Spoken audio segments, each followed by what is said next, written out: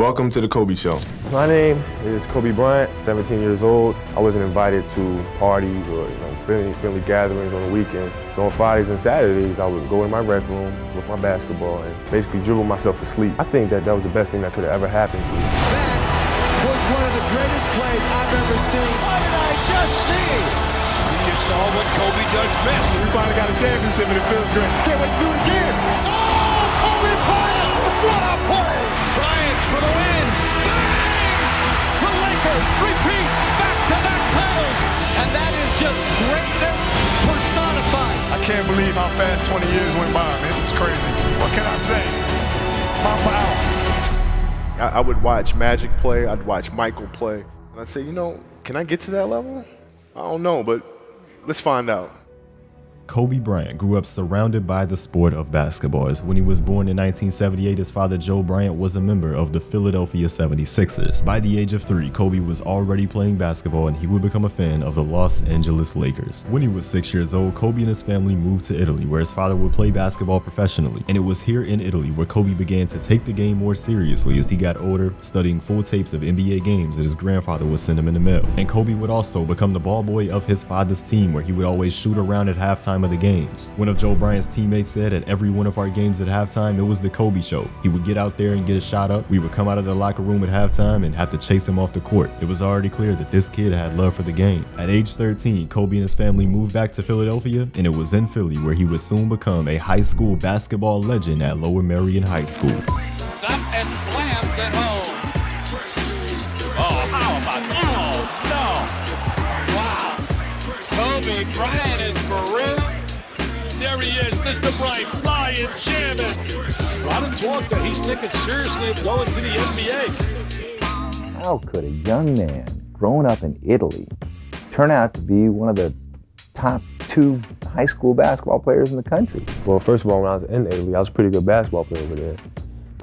But everybody said, once you come back to America, you're not going to be as good because the talent is so much higher, competition is so much better.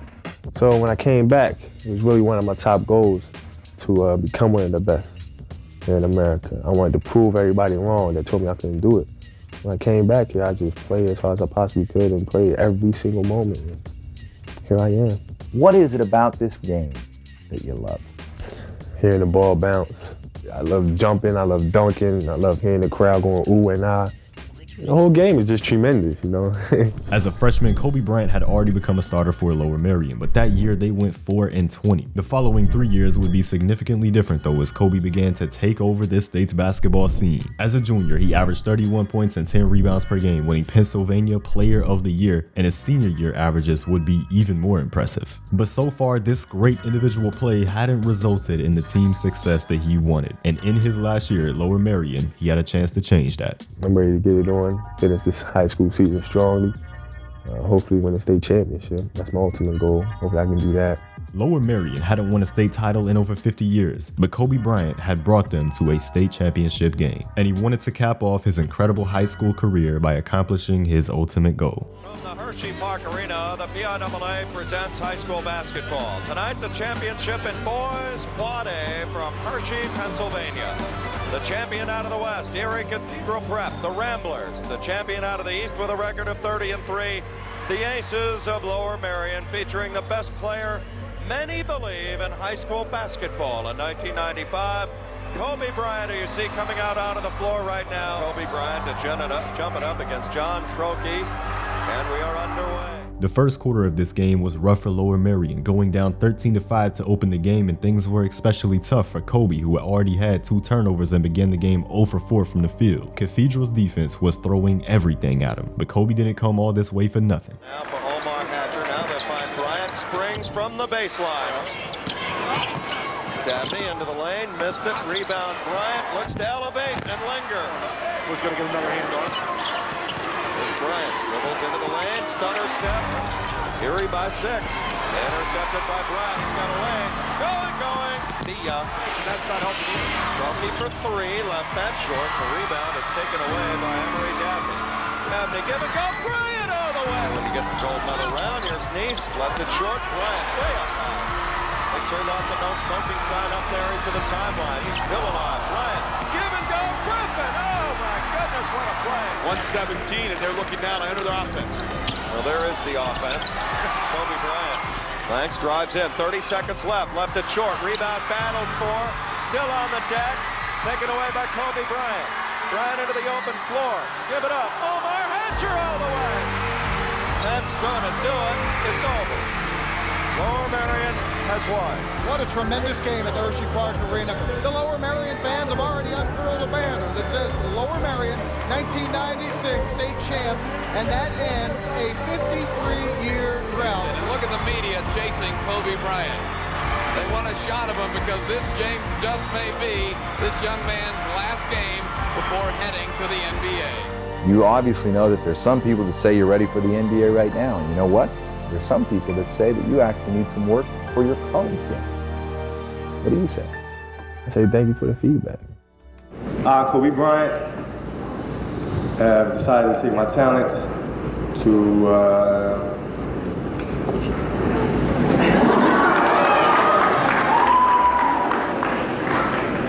I have decided to skip college and take my talent to the NBA. Kobe, you made the decision this week, and it has been debated back and forth throughout the week, as I'm sure you have heard. Why jump now? Well, I love the competition. And, college is great competition, but in the NBA, it's the best players in the world. And I love to play against the best players in the world. Is there a certain team that you had been dreaming to wear their jersey? I really don't care, to tell you the truth. I just want to get out there and play basketball. But when I was little, I always was a Magic Johnson fan. And I love Magic Johnson. I love the LA Lakers. But right now, it doesn't matter to me.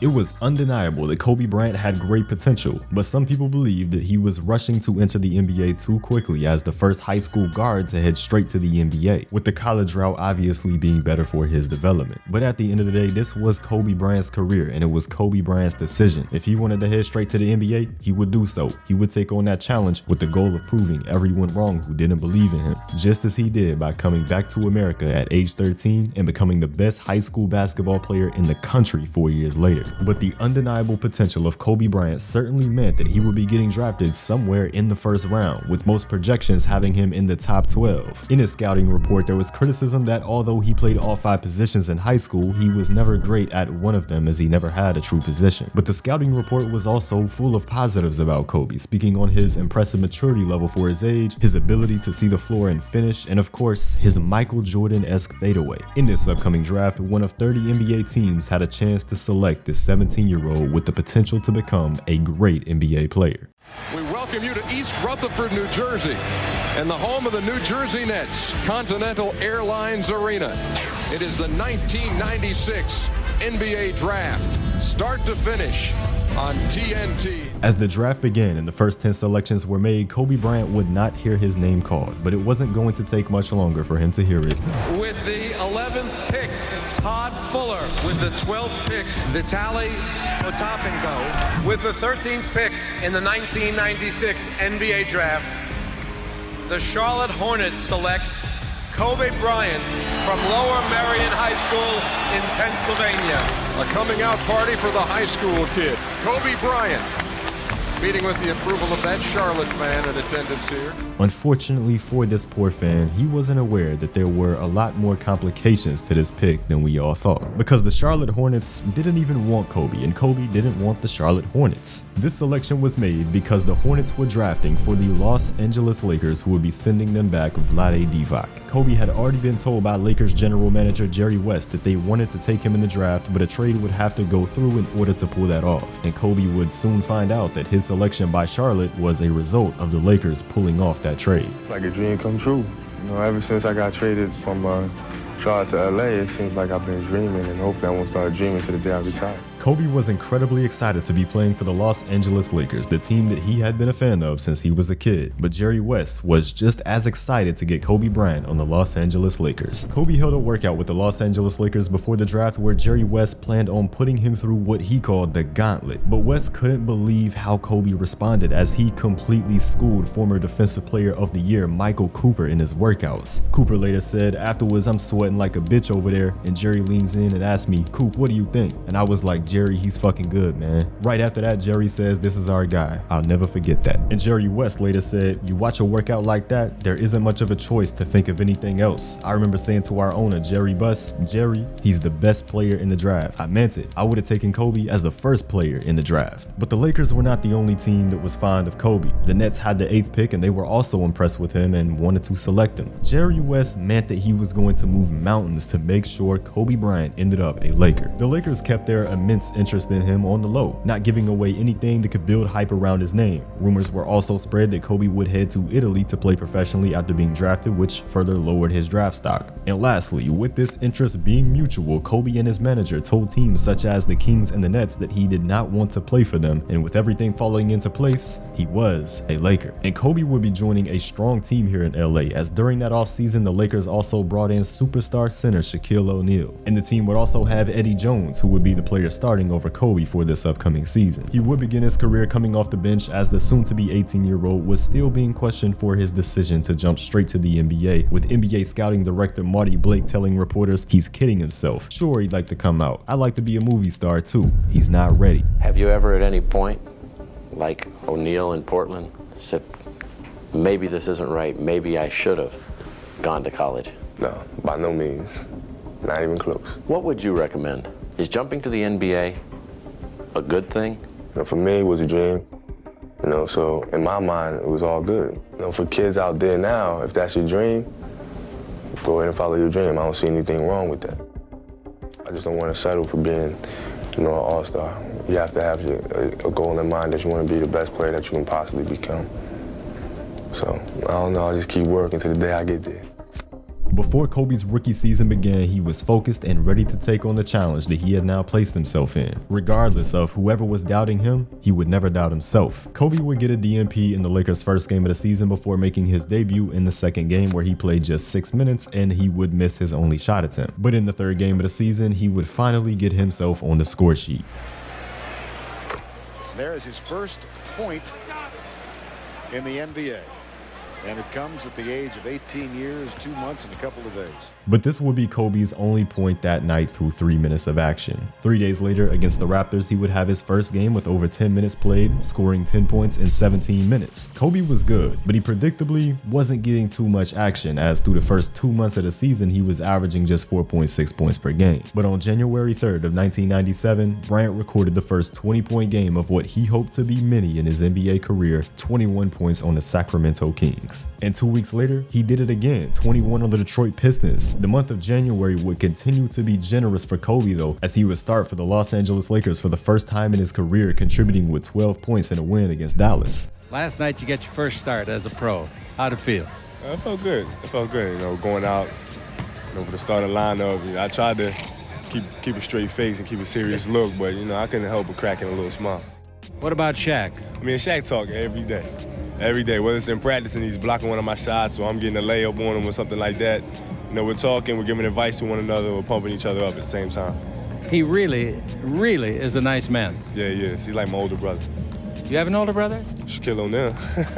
When Jerry West brought in Shaq to the Lakers, he told him how excited he was to have brung in both him and Kobe Bryant that offseason, telling Shaq that they would be running the league together at some point. Shaq didn't know anything about Kobe at that point, but as the season went on, their relationship continued to grow, and Shaq gained respect for Kobe and his confidence. He kept going to the free throw line and kept missing them. And so he'd throw the ball out to me. I'm not throwing that shit back in there. I kept shooting him, right? So we get in the timeout, and he's like, hey, I'm open. Hey, dude, you got to throw me the ball. I said, man, fuck that. Get it off the rebound if I miss, bro. As crazy as it was, at some point down the line, the Lakers would need this mentality from Kobe. But while Kobe wasn't getting much playing time with the Lakers this season, he was going to get a chance to show the NBA world his incredible abilities in the 1997 NBA dunk contest. Some people feel Kobe Bryant is the favorite. 18 years old, 6'6".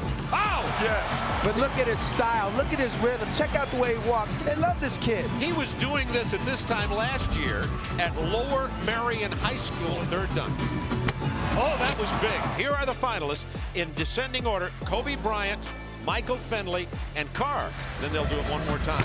Oh, between the legs, Kobe Bryant. Look at him. Check him out. Check him out. Kobe Bryant, 18-year-old rookie out of Lower Merion High School in Ardmore, Pennsylvania.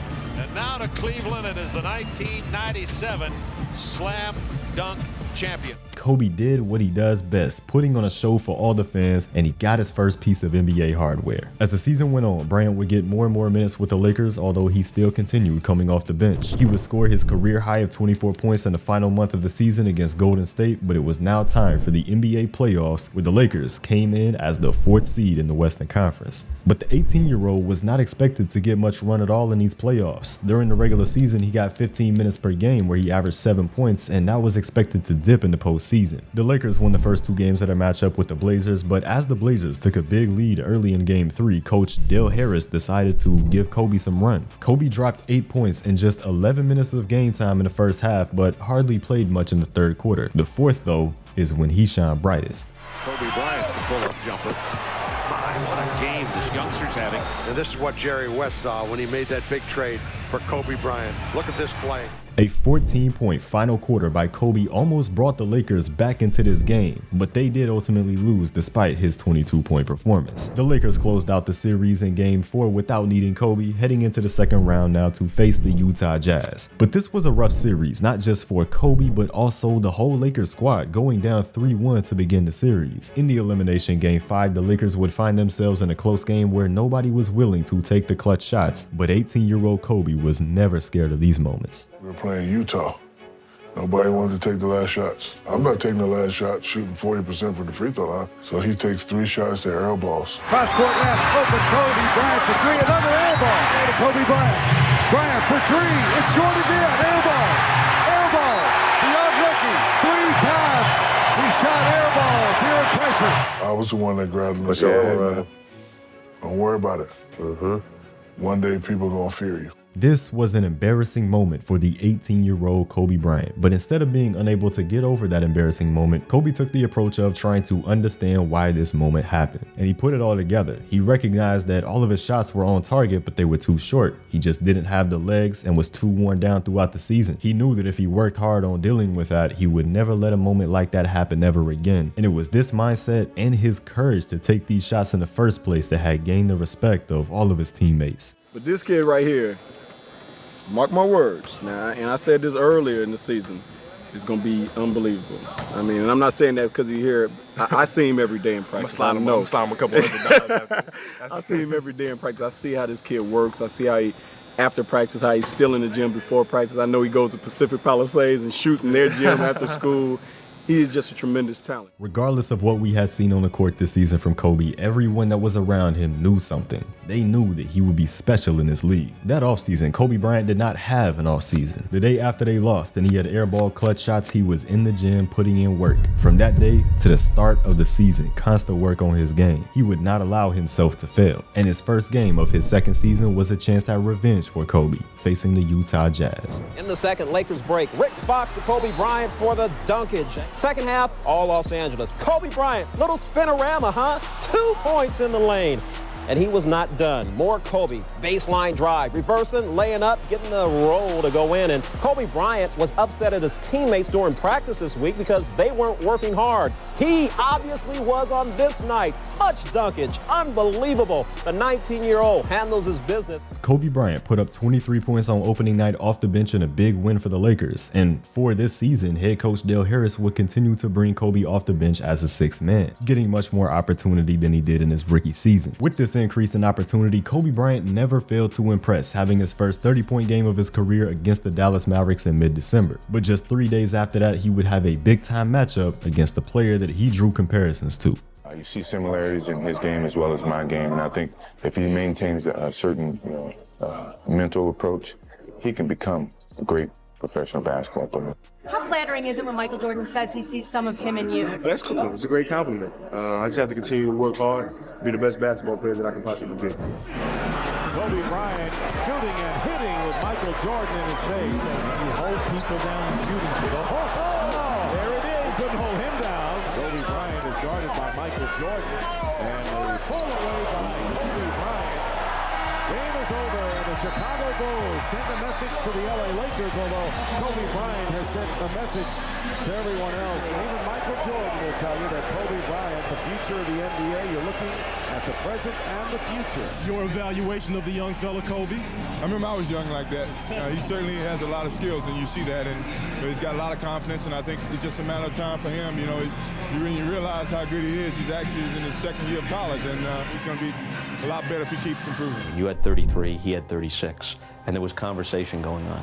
What was that conversation like? You know, we were just talking about a couple moves. You get a chance to go up against one of the best basketball players that ever played this game. You know, learn, and most importantly, compete. Gave me a couple bits of advice here and there. Anything you want to divulge?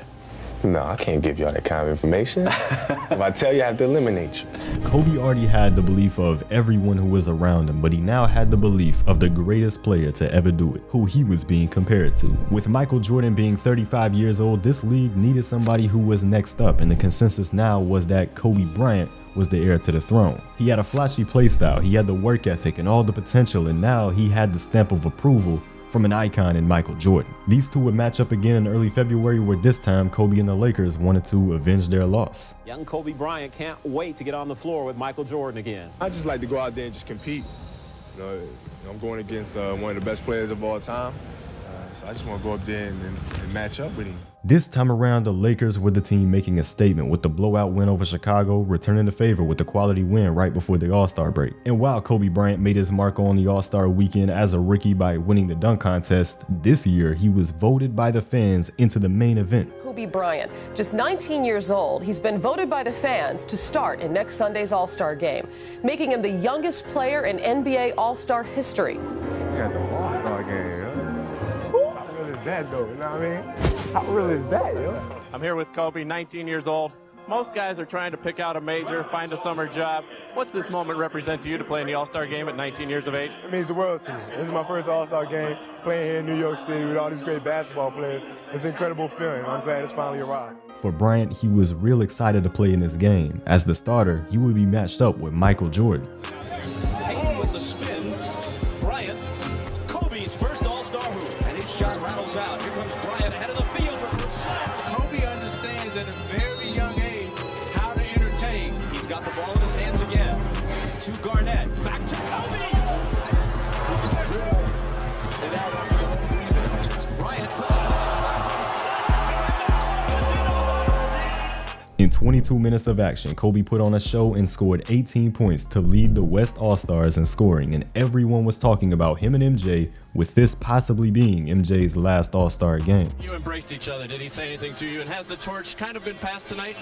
I don't know. I think we just, went out, played hard, competed a little bit.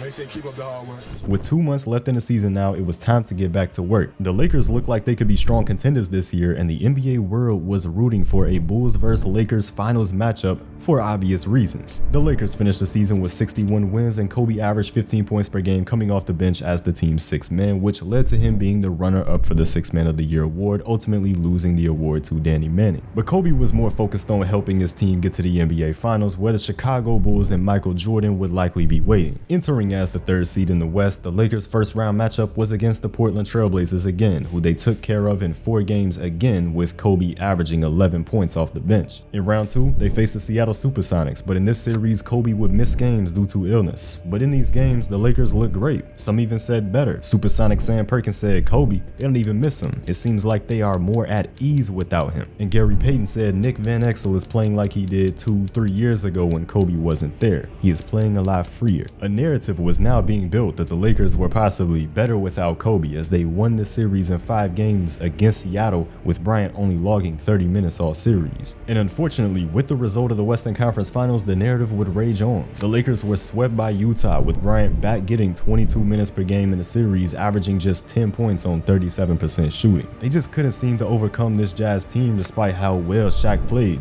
They had to keep getting better, and the 19-year-old Kobe Bryant certainly would. Yes, by now that pretty much everyone in the country who's listening at all knows that Michael Jordan is retiring again from professional basketball. Just what the NBA needs as it tries to get a half-baked season off the ground. Jordan has been the attraction for so many people, the world's most recognizable athlete. Jordan's retirement couldn't come at a worse time for the National Basketball Association, which was hoping to reignite fan interest after a 6-month lockout of its players. Now, with Jordan gone, that task will be much, much harder. Losing Michael Jordan will certainly create a temporary situation where people are trying to find a substitute for Jordan. I'm not sure one exists. In the midst of the NBA's worst lockout due to disagreements over player contracts, an absolute bombshell was dropped in Jordan's retirement announcement. The most famous athlete in the world and the face of basketball was calling it a career, placing the NBA in an even more rough spot. The league would eventually need a new face to carry on the popularity of the sport post-MJ, and one of those potential candidates for that, and Kobe Bryant, spent his time during the NBA lockout looking to improve his game, studying tape of great players. He watched tape on Joe Dumars, Scottie Pippen, Hakeem Olajuwon, and of course, Mike. But that wasn't the only thing Kobe got into during the lockout that offseason, because during a pickup game with other NBA players from across the league, Kobe became irritated with Shaq for calling a foul every single time he missed a shot. He said to him, "I'm tired of this shit, just play." And Shaq responded saying, "One more comment like that and I'll slap the shit out of you." And a few possessions later, things got serious after Kobe scored on Shaq when driving to the rim for a layup. Kobe turned to Shaq and said, "Fuck you, this my team, my motherfucking team." Which of course led to Shaq responding, "No motherfucker, this my team." Bryant challenged him again saying, "Fuck you, you're not a leader, you're nothing." And Shaq responded by saying, "I'll get your ass traded, not a problem." Other players stepped in to stop the argument and eventually resumed the game, but after Kobe scored on Shaq at the rim again 2 possessions later, Kobe yelled at Shaq, "Yeah motherfucker, that shit ain't gonna stop me." Shaq grabbed the ball to stop play and confront Bryant, telling him, "Say another motherfucking word." And Kobe did, "Aw, fuck you," followed by Shaq slapping him. After that, they both started pushing each other and swinging at each other before the fight was eventually broken up. You guys had a fight several weeks ago, you and Shaq. What was that all about? Like I said, we're very similar because we're both competitive. So you have 2 competitive guys going head to head, you're gonna have fights. People can't honestly expect myself and Shaq to be together for 20 years and not have an argument and not have a fight. That's just like fantasy land. That's not gonna happen. We had arguments my rookie year, my second year, this year, and we're probably gonna have many more arguments. Did he connect on the punch you threw? No. No. I was swift on the duck. Are you friends? Would you consider yourself friends? Oh, definitely. Definitely.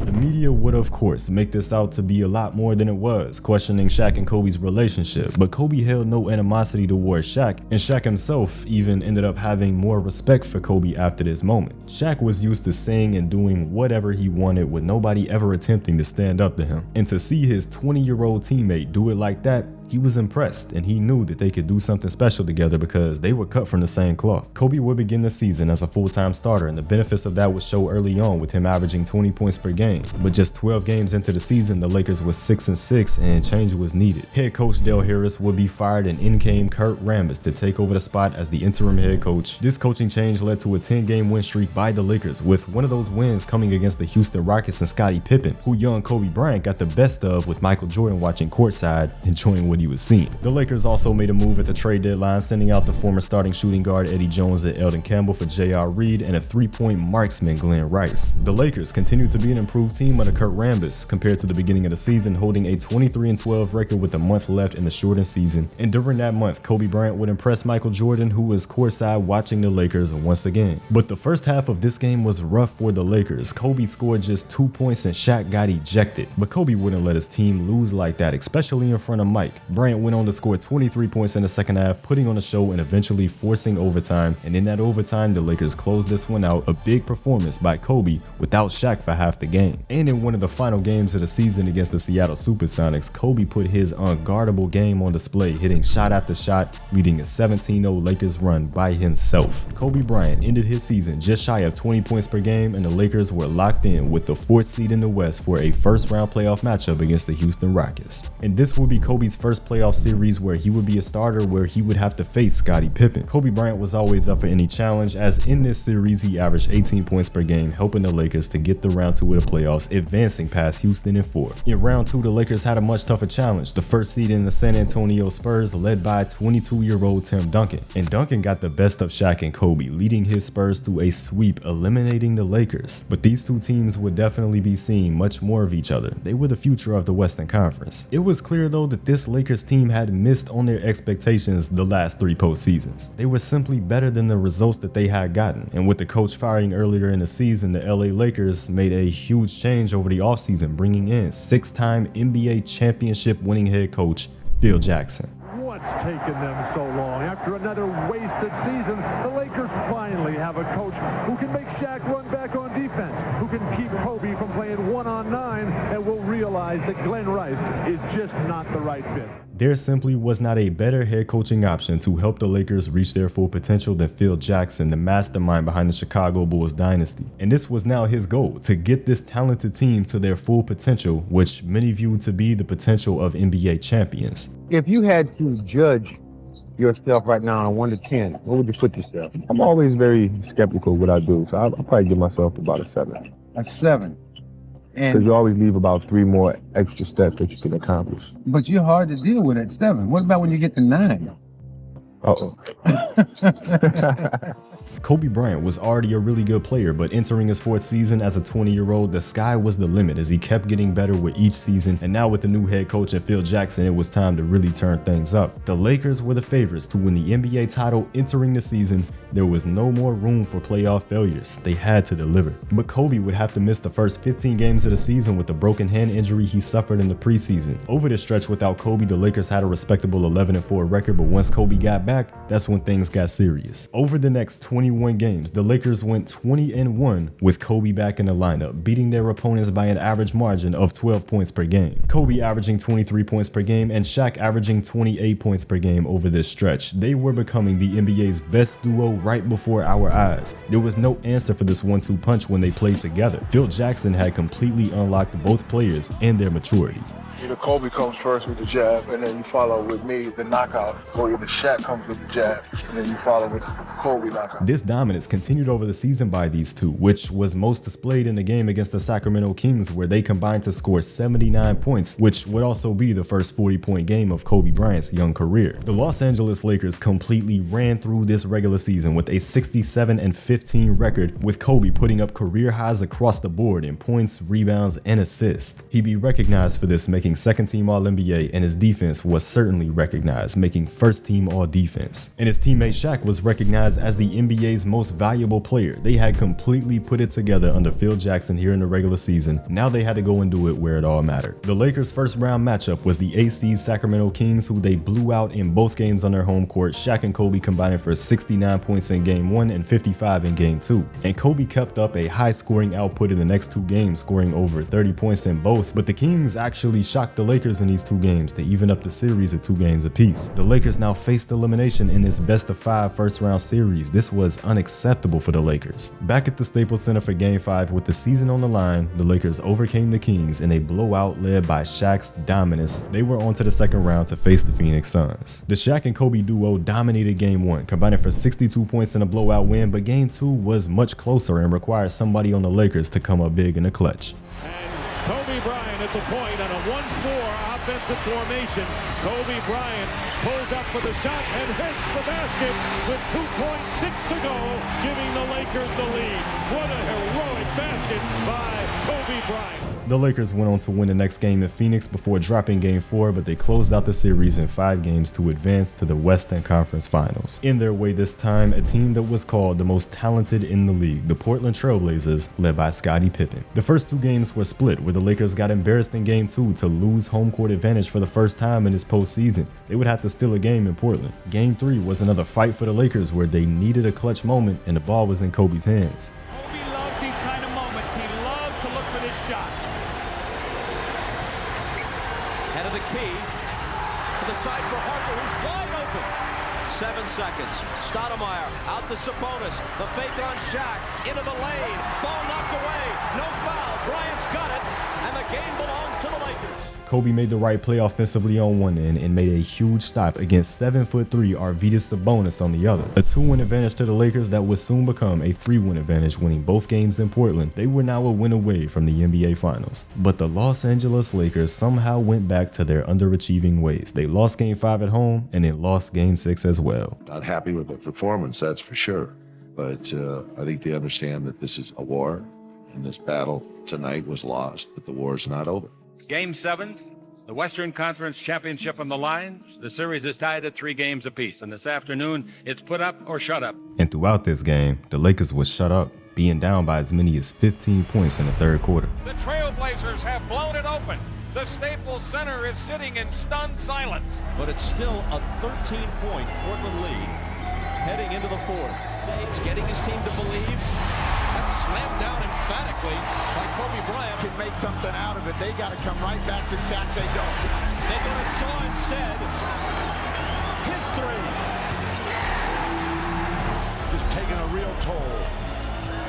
Shaquille O'Neal taking a toll too. Kobe Bryant. Shaw. Times it at 75. O'Neal. The Lakers take the lead. It's Kobe again. Portland has 3 timeouts left. The Lakers have 2. Bryant. Kobe Bryant's 2 free throws and then a jumper gave the Lakers a 4-point lead. And now his assist to Shaquille O'Neal makes it a 6-point difference. That's it.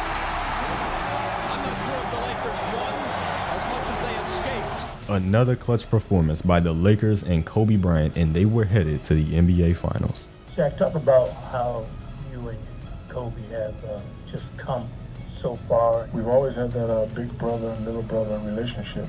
Me being a student of the game, I realize that every great team has a 1-2 punch. And for this team, Kobe and myself, we are the 1-2 punch. And on any given night, any one of us could take over. Just looking up, seeing the NBA Finals banners, and seeing NBA Finals on the floor, NBA Finals 2000 on your jerseys.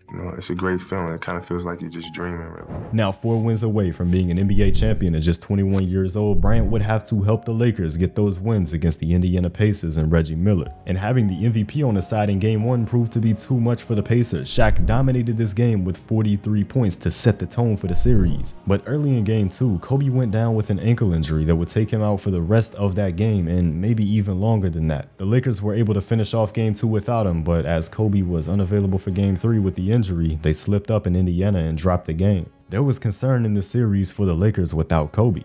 The big question for Laker fans, will Kobe Bryant play tonight? Is there any circumstance that you can envision right now that would keep you from playing? Any snipers in the room? Kobe Bryant returned to action in Game 4, but he was noticeably impacted by his ankle injury, having a rough first half where the Lakers found themselves down in the game. But he somehow managed to find himself in the second half, performing much better and putting the Lakers in a position to take this game. Want to foul here and put Kobe on the line. Kobe fires the jumper and gives LA the lead. Miller trying to come off a screen. They find Perkins for 3, and he ties the game! And we are going to overtime. In this overtime period, things were about to get much more difficult for the Lakers. Misses it. Shaw grabs the rebound. That's a loose ball foul on Shaq. That'll be number 6. What a big play! The first time that Shaq has fouled out of a game in this year's playoffs. But without Shaq, it was the Kobe show in the final 2 minutes. Shaking on Miller. Here he is over Jackson. How good is this kid? Shaw running one-hander, followed in by Kobe Bryant. The Lakers have a 3-1 lead.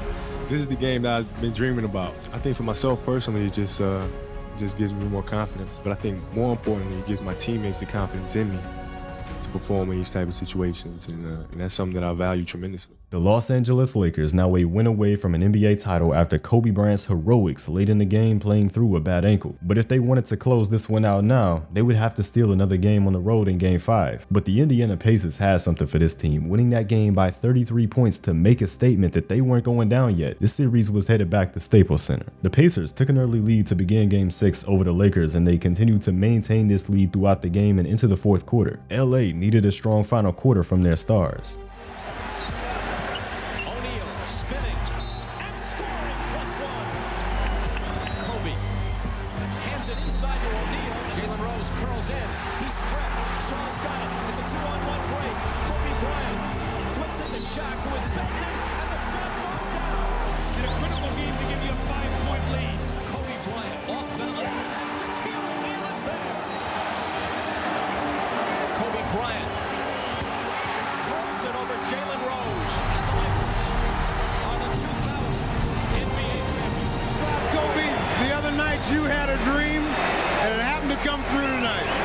it came true tonight.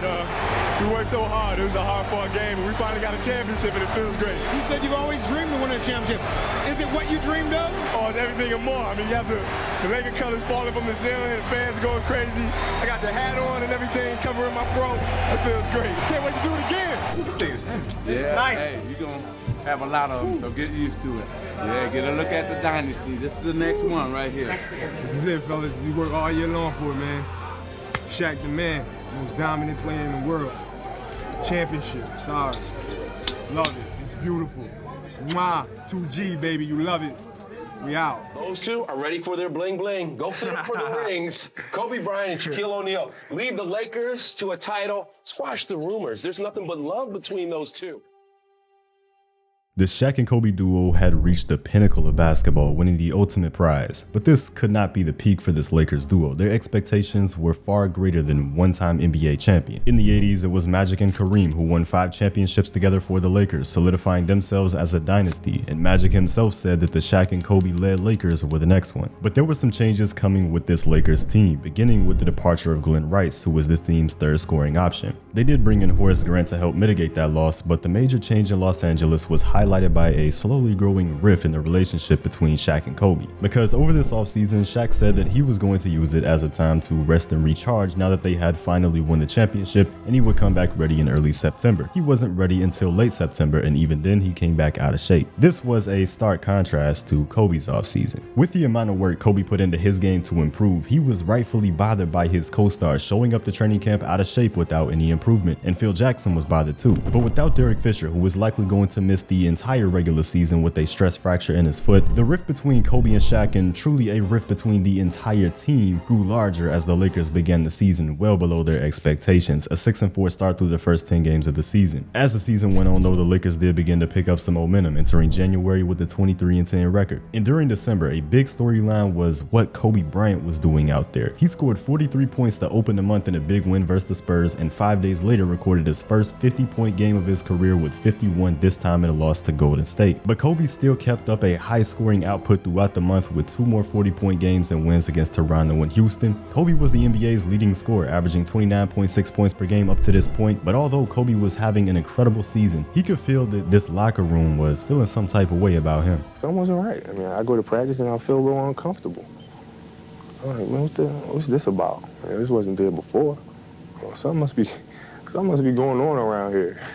And what was it about? Well, it was about me. It was about them thinking I was out for myself and I was being selfish, and which was totally not the case. A problem the Lakers had with Kobe so far this season was that they felt that he was trying too much to be a hero instead of looking to make the right play. People wanted me to just kind of level off my play and not improve and just do the same thing I did last year.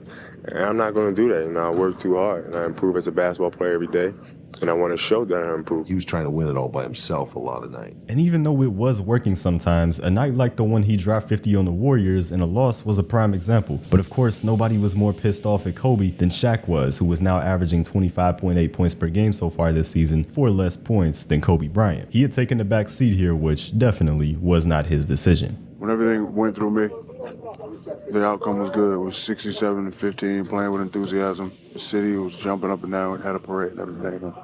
And now we're 23-11, so you figure it out. Clearly, if the big dog ain't me, then the house won't get guarded.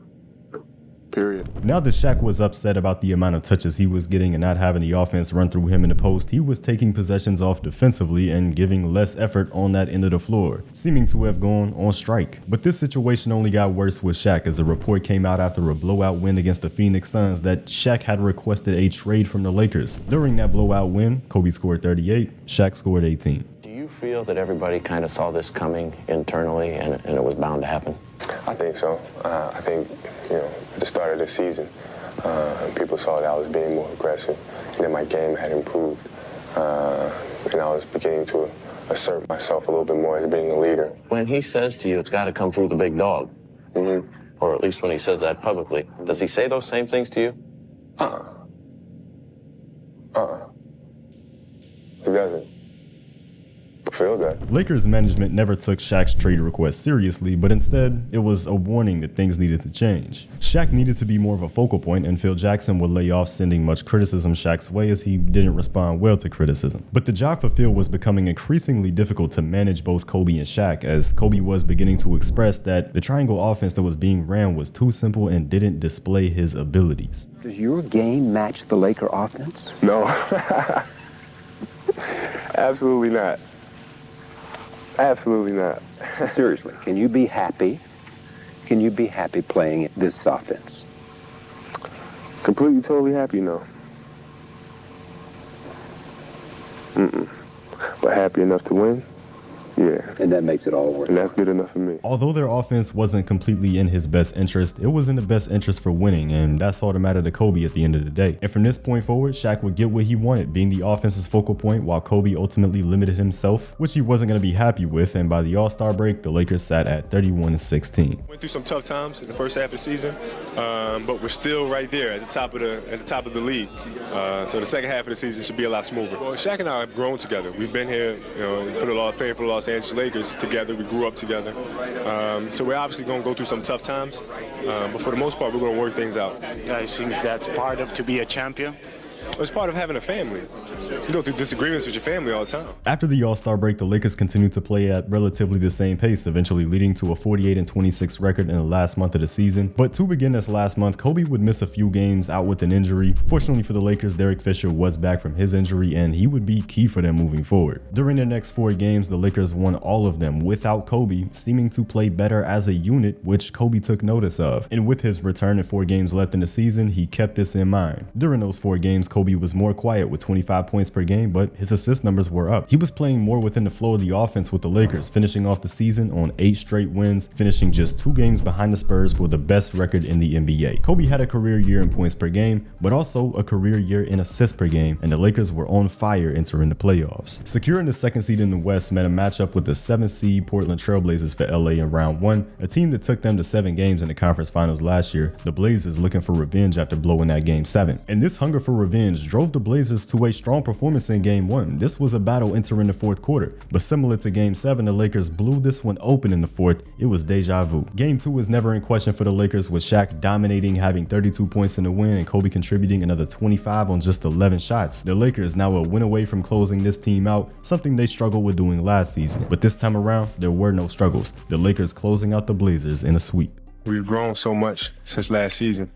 And knowing how to put teams away, to be able to sweep a team, I think it sends a message to everybody else around the league that we're for real. That message to the league only continued into round 2, where the Lakers defended home court against the Sacramento Kings behind 2 incredible performances from Shaq, 44 in game 1, 43 in game 2. And while Shaq had a modest 21-point game 3, it was Kobe who had 36 points, leading the Lakers to a commanding 3-0 series lead. A defense might be able to have an answer for one of these guys, but it seemed like they could never have an answer for both. And game 4 looked to be another Kobe game, getting the first quarter started with 13 points, including a nasty dunk over the man that he was traded for on draft night.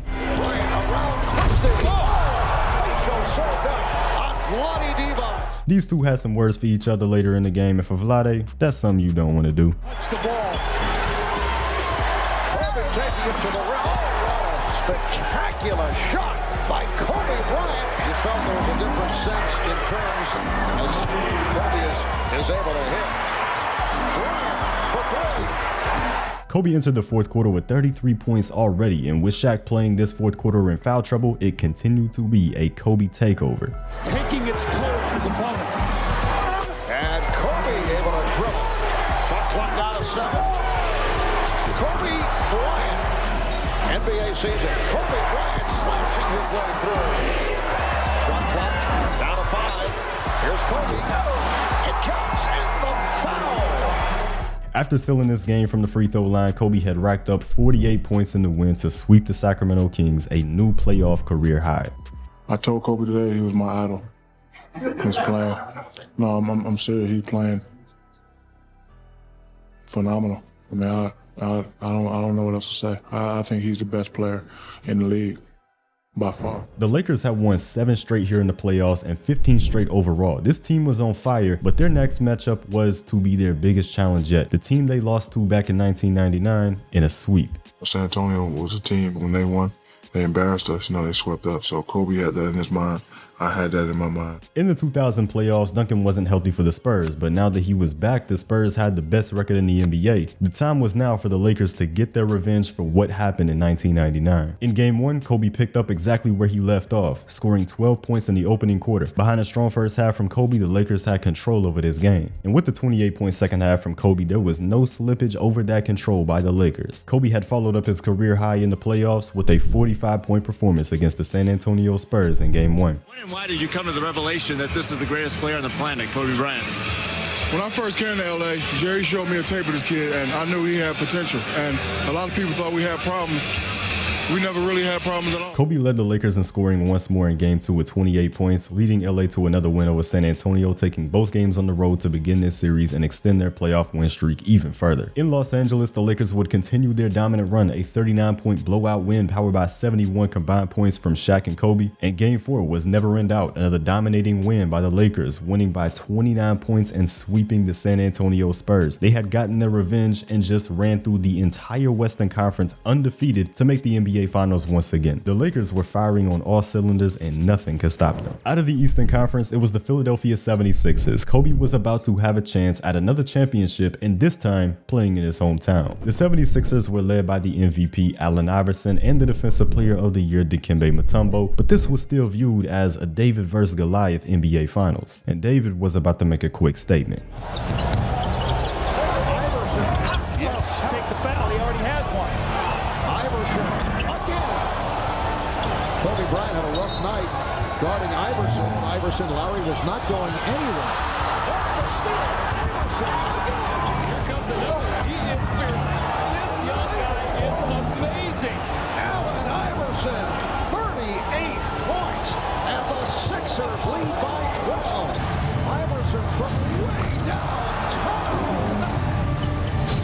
Iverson.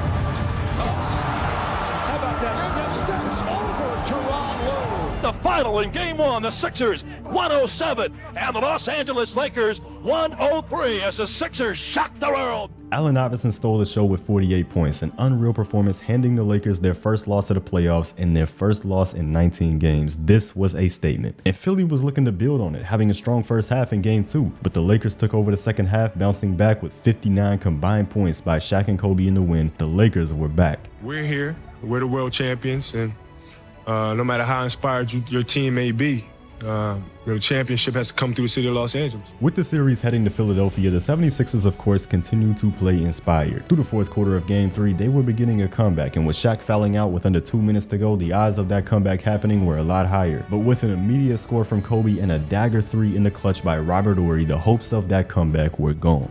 He does it all the time. He's really sneaky about it. He comes in and he does it. It's not like once in a while. It's consistent. He did it last year in the finals. He's done it for us all regular season long, and he's going to keep on doing it. And, you know, that's Robert for you. Game 4 was dominated by Shaq. Allen Iverson fought all he could in this game, but it was the Lakers coming away with the win, a commanding 3-1 series lead and a chance to end this series in Philadelphia. Kobe could win this title in his hometown. I think we're the team that we are today because of all the adversity that we've been through. Not only did we come out of it, but we came out of it a tighter group, stronger mentally and more prepared for any adversity. So in a way, I think it was a blessing in disguise for us. And at this point, the 76ers were broken. The Lakers had control of this game the entire way, and they had done it again. Finish with a 15-1 run, the best all-time playoff winning percentage in the history of the league. Kobe had just won another NBA championship, making it 2 rings at just age 22, but something seemed off about this one, as seen in his post-game interview. What's it like to finally achieve this dream here in Philadelphia, something you had wanted your entire life in your home city? Well, it's nice to come back to Philadelphia and play. Considering everything that you've been through this year, Kobe, do you consider this some form of a relief? And did you almost have your spirit broken at your lowest point? Well, I had so much going on outside of the game of basketball that people didn't know about. Can you tell us what some of that was now? Are you willing to discuss that? No, not really. I'm not. It was hard. Kobe later revealed that his reasoning for feeling so emotionally down in the locker room after winning was because of his father, who did not come to the game. Over the last year, Kobe was having issues with his family, specifically his father. The reason for this was because Kobe had fallen in love with Vanessa, who Kobe's father Joe didn't approve of. Joe didn't like the fact that he was having a relationship with her because she wasn't African American, and he also felt that Kobe was too obsessed over Vanessa. And it was for this reason that Joe Bryant did not attend his own son's wedding and had cut communication with him completely. This is why he wasn't in attendance to watch his son win the NBA title in his hometown. Kobe said, "It had been such an awful year for me, so hard. I want a father. I want my father." It ain't over. Come on, let's go. It takes two to make them things go right. It ain't cold. Only 4 teams in NBA history had won 3 straight NBA titles, and after winning 2 straight over the last 2 seasons, the Los Angeles Lakers were on the brink of NBA history. They wanted to continue their domination, and you know Kobe wanted it even more. Now, 2 rings later, they're all-star. I'm still hungry, I'm still thirsty to improve and to learn. And that's never going to stop. It's endless. And the Lakers showed that they meant business this season. The quest for the elusive three-peat began with a 16-1 record to start off the season in their first 17 games. They wouldn't completely keep up this pace all season though. In fact, they were far from it, as Shaq missed 15 games with suspensions and injury. In one of those games without Shaq in January, Kobe showed that he could be the man in Shaq's absence. He scored 18 points in the opening quarter and then another 18 in the second, with the Lakers up by almost 20 points at halftime. But Kobe didn't let up. He outscored the Grizzlies by himself in the third quarter with 18 points to their 14. The Lakers were up by 30 points, and the starter's job here tonight was already done. In just 34 minutes, Kobe dropped 56 points, shooting 62% from the field, putting on a show. And Kobe was ready to put on another show a month later at the All-Star game. This one meant more to him because not only was Michael Jordan back from retirement, this was in Philadelphia, his hometown. And he really put on a show for the hometown crowd, but the hometown crowd wasn't messing with him. Kobe, you have 31 points. You are from Philadelphia. I find it unbelievable that the fans are booing you here. Does that hurt your feelings? Yeah, my feelings are hurt, man. I mean, I'm just out there trying to play and have a good time, and yeah, my feelings are hurt being from Philadelphia. With 31 points, 5 rebounds, and 5 assists, the star of stars of the greatest players in the world was the 2002 MVP, Kobe Bryant. Yeah, it feels good. It feels good to come home. I know the fans are, booing, but nonetheless, it feels good to come home and play in front of the home crowd. Kobe Bryant had now collected another piece of hardware and another one in front of the Philadelphia crowd. And with the way that they treated him here, he would certainly want to win some more against them in June if that opportunity were to present itself. But the Lakers would first have to close this regular season strong, which they did, holding down a 58-24 record, tied for the second best record in the league with the San Antonio Spurs. And with 25, 5, and 5 averages, Kobe would make the first team All-NBA for the first time in his NBA career and finish top 5 in MVP voting for the first time as well. But the only award on his mind here in April was the Larry O.B. In the first round of the playoffs, the Portland Trail Blazers and the LA Lakers met once again. For the third time in 3 years, they would be facing off, but this time they had a new weapon, a weapon who was called the Kobe Stopper, Ruben Patterson. But in round 2, it was the San Antonio Spurs again, who the Lakers swept last season when they were seeking their revenge, so this year it was the Spurs who wanted revenge. But in the fourth quarter, it was the man who always seemed to deliver. In LA, here's Bryant. Kobe Bryant. Lakers have a 1-point lead. Here's the back door from Bryant. Bryant over Bowen. Yes. 5 on the 24. Kobe being played by Rose and is able to hit. So the Lakers defeating the Spurs 99-89. Kobe, does anything scare you in the fourth quarter at all? No. But the Spurs still had a chance to even up the series before heading back to Los Angeles. None more important than the last two.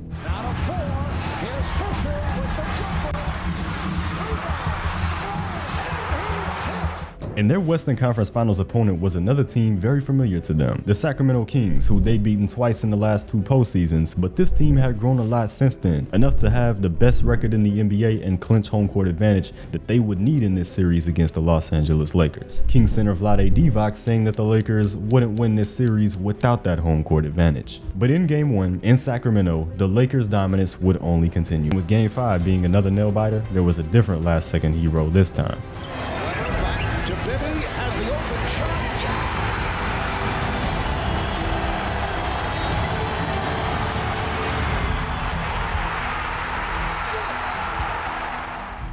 guess what?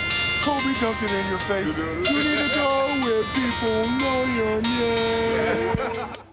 But the Eastern Conference representative is really a surprise. Last year, Kobe won a championship in his hometown of Philadelphia, and this year, Shaq had a chance to win one against his hometown team in the New Jersey Nets. This team was led by Jason Kidd and coached by Byron Scott, who 5 years ago notably said this. But this kid right here, mark my words, now, and I said this earlier in the season, it's going to be unbelievable. Fortunately, is playing his game.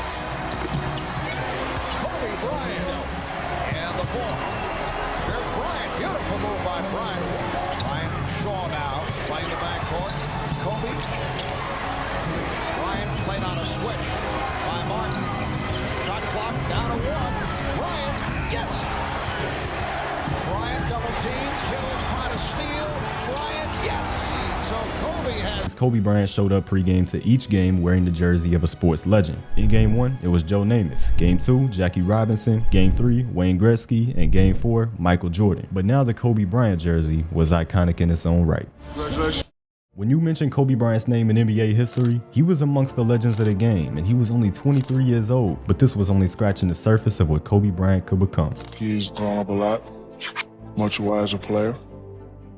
And the changes that he has made has made him become the best player in the game. As long as he can continue to do that, he will be the best Laker ever in the history of all Lakers. Over the offseason, Kobe made it a point that he wanted to become more physically imposing and a stronger player, and it was reported that he had put on 15 pounds of muscle. I just really wanted to get stronger because I saw that as a untapped potential for myself. It was another offseason with Kobe getting better as he never showed any signs of being satisfied. He wanted to get a 4th straight NBA title, but the path to that was looking questionable 30 games into the season, as they had an 11-19 record after losing to the Sacramento Kings on Christmas Day. They were now the 11th seed in the Western Conference and a full 6 games behind the 8th seed to make the playoffs. The team that won the last 3 NBA titles wasn't even a playoff team at this point of the season, and the big issue was the absence of Shaq in nearly half of their games, having a 3-9 record without him. Shaq was struggling with a toe injury that he got dating back to last season, but he didn't have surgery on it over the offseason, which would have allowed for his quick return for this season. He instead opted to have the surgery once the Lakers training camp started, saying, "I got hurt on company time,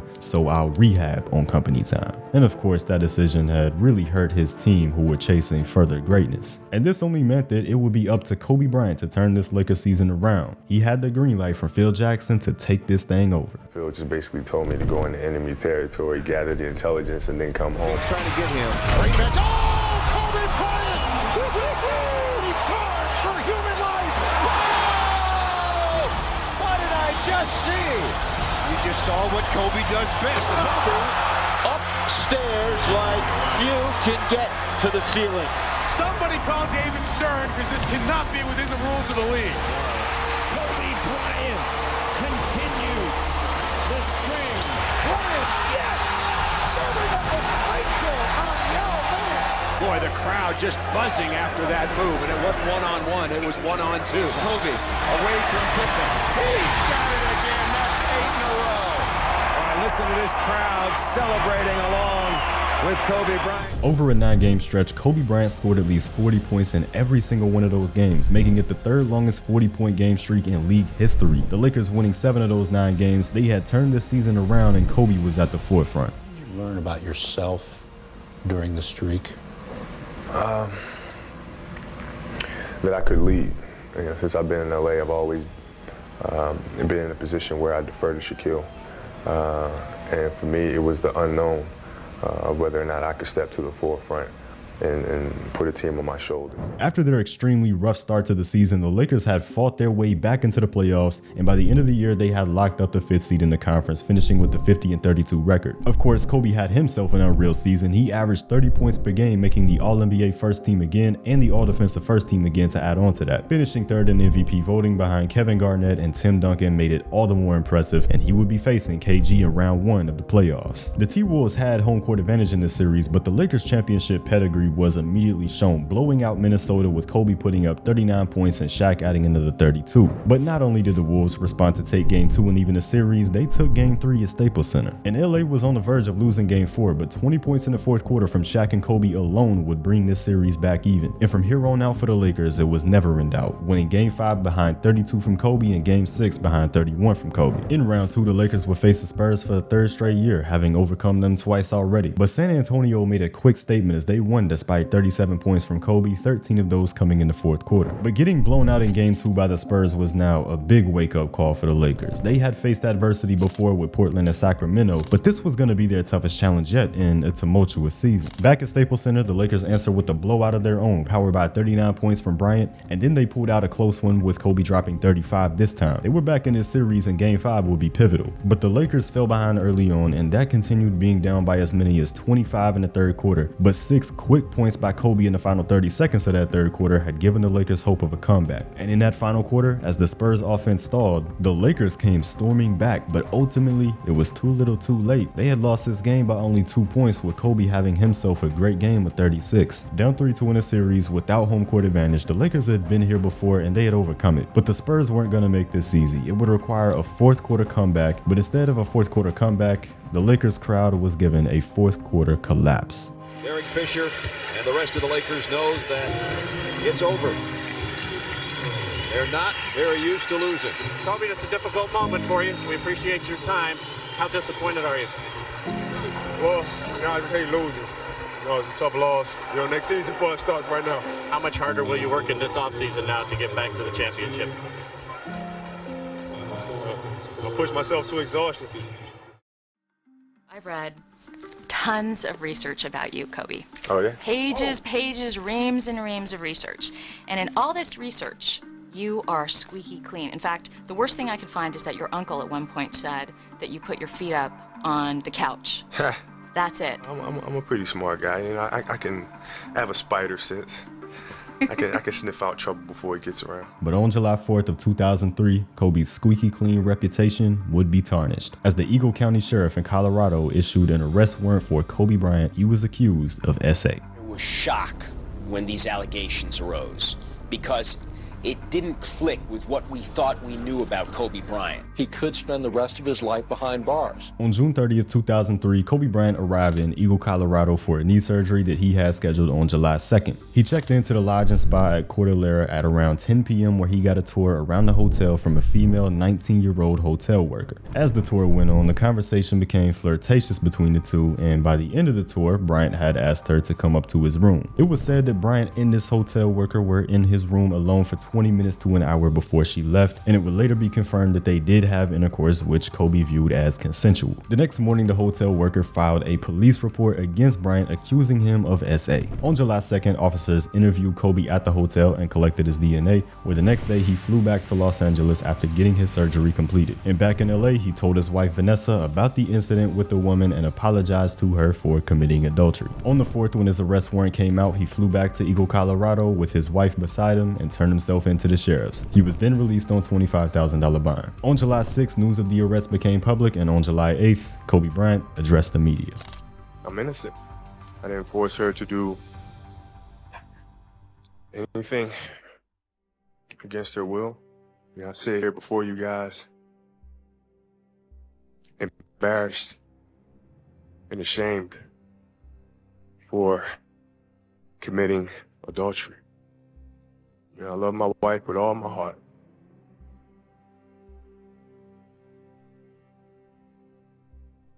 She's backbone. You're a blessing. I'm so sorry. Having to put you through this, having to put our family through this together, my wife and I, and our family. We're going to fight these false accusations. On August 6, Kobe had his initial hearing in court where he learned that if convicted, he would be facing 4 years to life in prison. As the months went on, more came about from this case. On September 18, 2003, a man was arrested for an alleged hit on the accuser. He sent Kobe and his team a letter saying he would take care of her in exchange for money, and Kobe's team turned this into the police. On October 10, 2003, Kobe had a preliminary hearing. Here it was revealed that the accuser had 3 encounters of intercourse within 3 days with 3 different men, one of those being Kobe. As another man's DNA was found on swabs taken from her body, and in her essay exam, she wore underwear that contained more DNA belonging to a man that also was not Kobe Bryant, suggesting that she had another encounter with another man after the one with Kobe Bryant, meaning within 18 hours of her encounter with Bryant and her essay exam, she had an encounter with another man. There were no scratches on Bryant's body that indicated any struggle or fighting, and the accuser had 1 small bruise on her jaw. The accuser also admittedly gave misinformation in her statements to the detective because she feared the detective would not believe her. One of those pieces of misinformation being that she initially said Kobe forced her to stay in the room and clean off her face afterwards. She later clarified that he never forced her to do that, and she instead stopped by the mirror at the elevator to clean off her face. Both Kobe and the accuser said that there was no verbal consent between the two, but Kobe stated that there was implied consent based on body language, which is recognized as a form of consent. It was also noted in the preliminary hearing that Kobe was assigned for room number 35, while the 2 parties of his entourage were assigned with room numbers 20 and 18 by the accuser. These 2 rooms were on the other end of the hotel in comparison to the room Kobe was assigned. The motives of the accuser were heavily in question, as those around her made claims that she always wanted to be famous and that she was also obsessed with Eminem and felt compelled to go meet with him and sleep with him. After a final hearing on November 13, 2003, the trial was set to begin in the summer of 2004. While there were numerous question marks around the accusations, Kobe wouldn't know how the rest of his life was going to play out until that time came. For now, he headed back to Los Angeles to play the rest of the season for the Lakers, where this situation had already impacted their team chemistry with the surrounding circumstances. Back in Los Angeles, Bryant was joining a new look Laker team as they had brought in Karl EDP Malone and Gary Payton, 2 aging star players, and Shaq took a lot of credit in the recruitment of these 2 guys. But the rift between Shaq and Kobe that hadn't been showing over these last few years was beginning to open back up with some questionable comments by Shaq. Kobe Bryant showed up a day late to the Lakers training camp due to his ongoing court case, and it was here that Shaq said the full team is here despite Kobe not being at camp. Then after sitting out in an exhibition game to rest a sore left heel, Shaq stated that I want to be right for Derek, Karl EDP, and Gary, conveniently not mentioning the player that he had just won 3 championships with over the last 4 years. And Kobe warned Phil Jackson before the start of the season that if Shaq started saying things in the press, he wouldn't hesitate to fire back. After Kobe arrived at camp, the issues with Shaq were only beginning. Shaq told the media that Kobe should look to become more of a passer until he gets his legs back, and when the media brought this up to Kobe, he said, I definitely don't need advice on how to play my game. I know how to play my guard spot. He can worry about the low post, and I'll worry about the perimeter. Then when the media brought this response up to Shaq, he lashed out even more. As we start this new season, we want shit done right. If you don't like it, then you can opt out next year. As long as it's my team, I'll voice my opinion. If you don't like it, then opt out. Shaq was then asked to clarify his comments about saying that it was his team, where he said,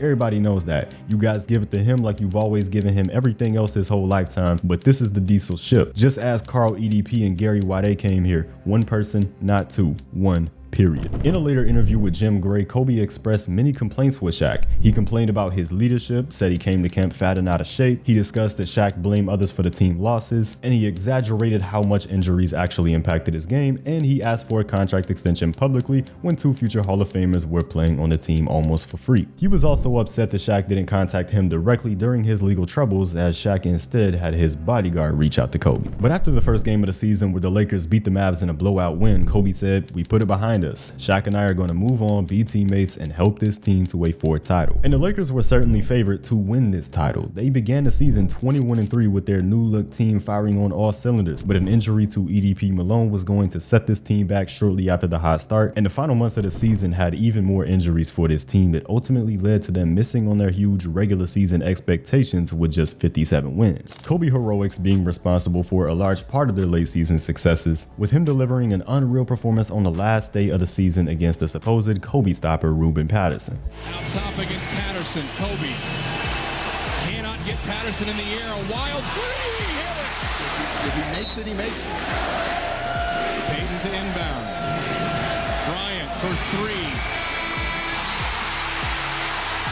This win secured the second seed in the West for the Lakers and a first-round matchup with the Houston Rockets. The Rockets were a well-rounded team headlined by Steve Francis and 7'6" Yao Ming, and early on they made this a defensive series with the Lakers winning Game 1 by a score of 72-71. The Lakers got a lot more offense from Kobe in Game 2 with 36 points in the win, but Shaq only scored 7. The Rockets got a win in Game 3 to make this a 2-1 series, but the Lakers closed this one out over the next 2 games, Kobe leading the way in scoring in the series with 24 a game, while Shaq was third with 16. In round 2, they faced the Spurs once again, where the Lakers wanted to avenge their 2003 playoff loss. But early on, the Spurs owned this series, winning the first 2 games to take an early commanding lead, but the Lakers weren't giving up, as they never did, winning the next 2 games to even up the series for a pivotal Game 5, where entering the fourth of that Game 5, it seemed like they had it, but a Spurs fourth quarter surge had taken their momentum away. He gets doubled, Shaq all over him. He gets away, a fadeaway. He makes it with 4:10 left. They get it to Fisher. He scores! Derek Fisher scores at the buzzer. The Lakers took a pivotal Game 5 with one of the wildest buzzer beaters the game had ever seen, and the Lakers rode that momentum into Game 6, where they took down the Spurs to move on to the Western Conference Finals. And it was here that they faced off against the MVP Kevin Garnett and the Minnesota Timberwolves. The first 2 games of the series were split heading into Los Angeles, where the Lakers defended home court, winning both games at Staples Center to take the 3-1 series lead. The Timberwolves fought hard for a Game 5 win, but the Lakers closed it out in Game 6 to make the NBA Finals once again. Even through all the turmoil that this season and off-season threw at the Lakers, they still made it to the NBA Finals, where they would be heavily favored over the Detroit Pistons. But it may have been that turmoil between Shaq and Kobe that the Pistons capitalized on during this series, as they completely shocked the Los Angeles Lakers, winning the series in just 5 games. The Pistons' defensive philosophy was allowing Shaq to go one-on-one, but throwing everything they had at Kobe. Taking Kobe out of the game, who was the Lakers' leading scorer all playoffs, of course frustrated him, and so he began to force the issue all series long, averaging 23 points on 38% shooting, a disastrous performance with a disastrous offseason coming up. If there was one word that described this 2004 offseason in Los Angeles, the word was uncertainty. There was uncertainty around head coach Phil Jackson, who didn't receive a new contract during the season, with his old one now being expired. There was uncertainty around Kobe Bryant, who could opt out of his contract and join another team in free agency. And now there was also uncertainty around Shaq, who said that everyone, including himself, had to do what's best for themselves. Shaq also wasn't given the big contract extension that he wanted by the Lakers over the season. And there was some more revealed about Phil's situation, as he had given the Lakers his own ultimatum. I don't think I can coach Kobe anymore. I can't reach him. And if you want me to continue on with this ball club, then the change has to be made. And if you want Kobe on this ball club, then I have to go. The Los Angeles Lakers now had a decision to make in choosing between Kobe and Phil Jackson, and shortly into the offseason, their decision was made. By mutual agreement between the coach and his bosses, Phil Jackson won't be back to lead the Lakers. When I wake up and I turn on ESPN like I always do, da-na-na, da-na-na, Phil Jackson fired as Laker coach. I'm like, no, that ain't true. So then when I called out in the office, they said, yeah, it's true. When they got rid of Phil, I was very upset, and I knew that they were going to start making changes. Like I said, changes that I didn't want to be a part of. With Phil Jackson's departure, Shaq requested a trade from the Los Angeles Lakers because he believed that the team was making decisions to prioritize Kobe, and he no longer wanted to be a part of the organization. Shaq was eventually traded to the Miami Heat, and a day after the trade, Kobe Bryant signed a 7-year deal to return to the Los Angeles Lakers. Kobe, what was the deciding factor in your decision to return to the Lakers? You know, ultimately, I just wanted to be a Laker. You know, I've been a Laker fan forever. Had nothing to do with the name on the jersey on the back, but it's the name on the front that really mattered to me. I just wanted to be a Laker. Felt like this was the right thing to do. With the ending of this era in Los Angeles, Shaq began taking shots at Kobe in the media. What's your opinion of Kobe Bryant as a player? I think he's a great player. I think if he did the little things, he'd be the greatest player to ever play the game. What are the little things? Make everybody else better. What do you think of Kobe Bryant as a person? Doesn't matter what I think about him as a person. When was the last time you talked to Kobe? I don't know. I don't care. If Kobe Bryant called you on your cell phone right now, what would you say to him? I don't have a cell phone because people that I'm connected with them. All you gotta do is think, and I'll call you. And that's the problem with the diesel. I'm technologically more advanced than you are. My thought process begins where the regular human apex is at. Do you ever look at Kobe and kind of say, be careful what you wish for? Come on. It doesn't matter what I think. Some people do certain things to get that power. Be careful what you wish for. You said it. Didn't come out of my mouth. When do you believe the friction with you and Kobe actually developed? I don't know, and I don't care. You don't have to like me, but most of the people, if you ask them about me, they really like me. So if you don't like me, there must be something wrong with you. Shaquille O'Neal has responded in the press with some statements regarding you. Do you have anything that you want to add or say in regard to his comments? Not really. I mean, I just wish him all the best.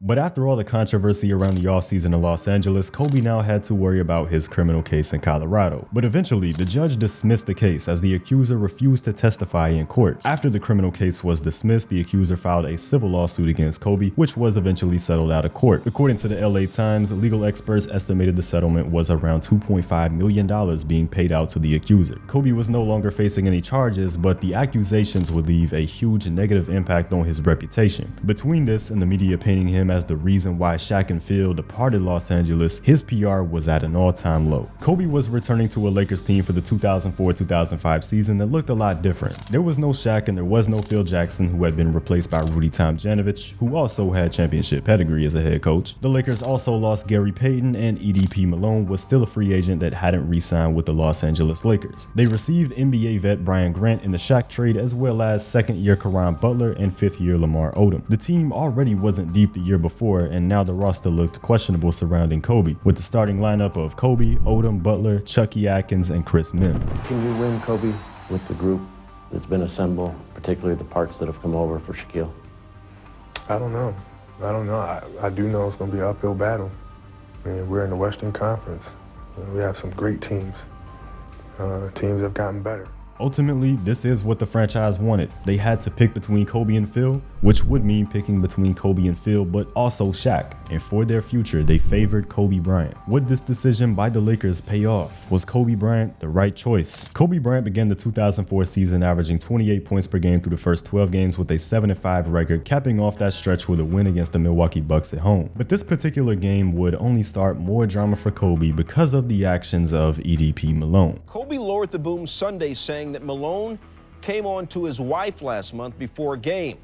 According to Bryant, he called Malone and told him to stay away from his wife after Malone allegedly made several inappropriate comments to Kobe's wife, Vanessa, that she said made her uncomfortable. During this game, EDP Malone was sitting with his son, who appeared to be bored. So when talking to Malone's wife, Kay, over the phone, she told Vanessa to call Carl and have their son come up and sit with the Bryants. Kay gave her Carl's number and she called him. Carl told her over the phone, "Why don't you come over here and sit next to me and give me a big hug?" Vanessa responded, "Why? For what?" Carl then said, "If you do that, it will be on the cover of every magazine in the country." From that point, Malone asked Vanessa if she could keep a secret and that he wanted to tell her something. Then Vanessa, of course, reminded him that he was a married man and she was a married woman, and he was also old enough to be her father. To which Carl said, "Oh, like your daddy." At that point, Vanessa ended the conversation. But this wouldn't be the end of the situation. After sending his son up to be with the Bryants during the game, Vanessa walked him back to Carl after the game had ended. Here, Vanessa asked Carl why he was wearing a cowboy hat, to which Carl said, "I'm hunting for young Mexican girls." A very, very concerning statement considering his past. Vanessa walked away after this remark, and on the car ride back home, she told Kobe about what happened, who was playing in the game they were watching while all of this was going on. On top of everything that Kobe was going through over the last year, now someone that he considered to be his friend was hitting on his wife and being an absolute creep. Who could have seen that coming? But Kobe Bryant had a basketball season to attend to, unlike EDP Malone, and in a month, Kobe had a big matchup coming up on Christmas Day that was highly anticipated. There's a greeting between O'Neal and Odom first, and here comes Kobe out into the picture, and Shaq with a little elbow, but never looked at him, looked right over the top of Kobe's head. And of course, Shaq has gotten to the point now he doesn't even refer to Kobe by name. Both players had a point to make in this game, with Kobe scoring 42 points in this one, while Shaq fouled out with 24 points and his Miami Heat got the win. Kobe Bryant missing on a shot to win the game at the buzzer. Kobe is launching that three at the very end of that first overtime. What are you thinking? I knew that it wasn't going to go in because My team came out and they played well. And that's all we want to do, come here and win. You know, we're not trying to score 50 or 60 points and try to outdo anybody. You know, we just want to play good team ball, and that's what we did today. After this game, the Miami Heat held a 22-7 record and the Lakers 14-2. Into February, the Lakers were 24-19 through the first half of the season, but a big change was coming that no one could have anticipated. As head coach, Rudy Tomjanovich resigned from his head coaching position due to mental and physical exhaustion. As interim head coach, Frank Hamblin took over for the time being. The Lakers season completely fell apart, going 10-29 over that stretch. The Lakers had missed the playoffs in their first season with Kobe Bryant at the helm without Shaq. The team certainly wasn't great, but Kobe expected more of himself. He wasn't going to let this happen again. Over the offseason, the Lakers front office had a job on their hands to get this Lakers team back into the playoffs. First on the agenda was hiring a new head coach, and after that would be surrounding Kobe with stronger talent. And it was the hiring of their new but familiar head coach that shocked everyone. Count me in. The words of Phil Jackson, who announced in a press release Thursday that he will return as coach of the Lakers. Mind you, Phil Jackson wrote this, not Kobe Bryant. Here's what he had to say. I won't coach this team next year if he is still here. He won't listen to anyone. I've had it with this kid. I sometimes think Kobe is so addicted to being in control that he would rather shoot the ball when guarded or even double team than dish it to an open teammate. He is saying to himself, how can I trust anybody else? How can you be happy that that man is back? You know what? Life is short, okay? And you can't go around life carrying baggage. Can't go around life carrying resentment. Just can't do it. It's too short. You know what I mean? So you have to forgive and move on. With the Lakers bringing back the most legendary coach in the history of the game, they had done an excellent job filling that vacancy. But their signings and trades would be extremely underwhelming and truly incompetent. The Lakers first brought in free agent Smush Parker, who was a point guard entering the third year of his career with a career average of just 5 points per game. Then they sent out Chucky Atkins, who was a 13-point per game scorer for them in the last season, and Caron Butler, a 15-point per game scorer for them in the last season, for Kwame Brown, a former #1 overall pick who was averaging just 7 points per game so far for his career, having never established himself as a starter for the Washington Wizards in 4 years there. These moves that were made by the front office simply made no sense, and from a roster construction perspective, this season was going to be even harder for Kobe than it was last year. A starting lineup headlined by Kobe and Lamar Odom, but the other three starters being Smush Parker, Kwame Brown, and Chris Mim. The Lakers did take a chance on a young centerman that drafted Andrew Bynum with their 10th overall pick, but as the youngest player ever drafted in league history, he would definitely need some time to develop. The Lakers began the season as they were expected to. This team was projected to be just below or at 500 by the end of the season, and with the 15-14 record by the new year, they were right there. But in order to make the playoffs in the Western Conference, they needed more than just that, and it already seemed like Kobe was giving it everything he had, averaging nearly 33 points per game up to this point. He already has 6 40-point games this season, and another massive performance against the Dallas Mavericks, scoring 62 points in only 3 quarters versus the Mavericks. This was headlined by a 30-point third quarter. He was just simply unstoppable that night. But with the new year, Kobe was about to kick off one of the most historic months the NBA had ever seen. And we're the lucky ones on a nightly basis to watch number 8. Kobe, he checks, it's still there. He's got 48. He'll drive into the paint, shoot off balance, bank it in. 50 for Bryant. Kobe in the paint. He'll get it anyway. 3 defenders there. He goes in. He gets contact, falling away, running away. Kobe began this month with at least 45 points in 3 straight games. The Lakers 3-0 in that stretch, and Kobe would come away with at least 40 points 4 more times in this month of January. But no one could have expected what would happen on this Sunday night game in Los Angeles on the 22nd. In this matchup with the Toronto Raptors, Kobe had himself a strong first half, scoring 26 points, but the Raptors still led this game by 14. The Lakers couldn't lose this game in their hunt for the playoffs to one of the worst teams in the league. Kobe Bryant simply wasn't going to let that happen. All of the Lakers have to get going offensively. Kobe has been going, and he keeps it going. They're not winning that, and they've fallen behind even further. Kobe, baseline, got it again. Just yo-yoing the dribble, then stops at the top of the key. Well, they're giving him the ball to see if he can add to it. Yes, he does.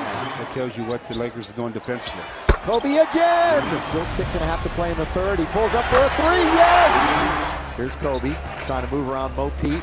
Trying to put him up, finally shoots, counted in the foul. Kobe again, yes sir. James has 22 on the night. Knocked away by Kobe. Great hustle by Kobe. He's gonna score. Slam dunk, Lakers lead. Kobe. Nobody helping right now defensively, so he'll take the 15-footer. He gets pushed from behind by Boss. Kobe goes straight to the dribble in the lane, laid up and in. Kobe Bryant, he's got 61 points. Let me say it again. 61 points. Kobe with it now. Lakers lead 105-96. Another three. The three again. Yes! Well, there's 70. Kobe guarded by Mo Peterson. Kobe pump fake for two. Kobe's got the Laker record. I guess you do. I see your point, though. Kobe down the middle, throw it up and in.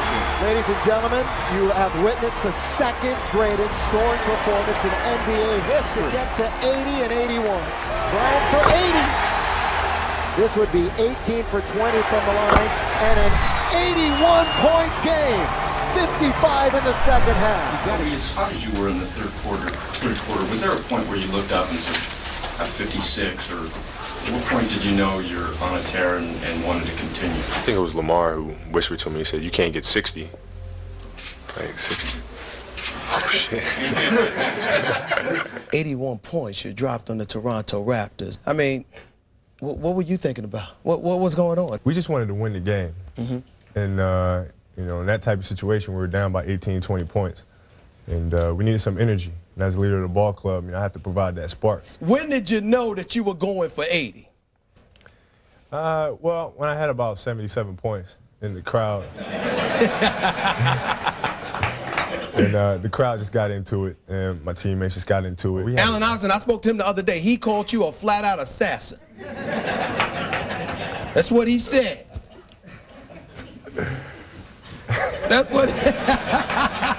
Kobe's 81-point game was the highlight of one of the greatest months of scoring the NBA had ever seen. Through January, he averaged 43 points per game, and the Lakers ended the month with a 9-6 record, 2 of those losses coming without Kobe. The Lakers were making progress and getting closer to securing a playoff spot, but a rough month of February where they went 5-8 would be a big setback. But through the final stretch of the season, the Lakers stepped it up and closed out the year with a 16-9 record, good enough for a 45-37 record on the season, which would secure a playoff spot as the 7th seed. Kobe Bryant had led this team in an unbelievable way, averaging over 35 points per game on the season, the highest single season scoring average since Michael Jordan in 1987. Kobe made both the All-NBA first team and first team All-Defense for the 3rd time in his career and would ultimately finish 4th in MVP voting. But most importantly for Kobe, he had brought this team back to the playoffs where they were not expected to be here with this roster. But as the 7th seed in the West, they would have to face off against the 2nd seed Phoenix Suns in the first round. A high-powered offense that was the best in the league, and they showed that against the Lakers in the first quarter of Game 1, scoring 39 points. And although the Lakers stormed back, a 32-point fourth quarter by the Suns was too much to overcome. This was going to be a very difficult series. But the Lakers held down this electric offense in Game 2 as they scored just 93 points, which was enough for the Lakers to overcome. Game 3 was a tough one for Kobe, who scored just 18 points, but they got another well-rounded team win that gave the Lakers a 2-1 series lead. Suddenly, they were in control. But Game 4 was a fight. They limited the Suns' offense again, but Kobe would need to come through and save his team to bring home this one. And they do. Ball knocked away, stolen by Parker. There it is. Here comes George to Kobe Bryant. Bryant inside. It's good. It's good. With less than a second left in this game, the Lakers had tied it up with a massive play by Parker and Kobe, which would force this game into overtime, and you know exactly who would answer the call in OT. Walton can tip it. Bryant with the save. Oh, you got to get a shot here. Final seconds. Bryant for the win. Bang! Leading this squad to the playoffs was one thing, but Kobe Bryant had now led the Lakers to a 3-1 series lead over the NBA's most deadly offense and 2nd seed in the Western Conference. But in Game 2, that offense by Phoenix finally began to click, scoring 114 points, which the Lakers couldn't keep up with, giving up Game 5. And in Game 6, this Suns offense was even more explosive, 126 points in this game, and now they had forced the Game 7. 50 points by Kobe Bryant, not enough to compete. The Suns had all the momentum, the Lakers on the verge of blowing a 3-1 lead. The Suns began this Game 7 on fire behind the home crowd, up 15 points at halftime despite 23 points from Kobe in that half. The Lakers would need more Kobe heroics in the second half for a shot at this game, but Kobe Bryant went on to only take just 3 shots in the second half, less than every Laker starter. As someone who was usually criticized for taking too many shots, now he was being criticized for not taking enough in his Game 7 blowout loss.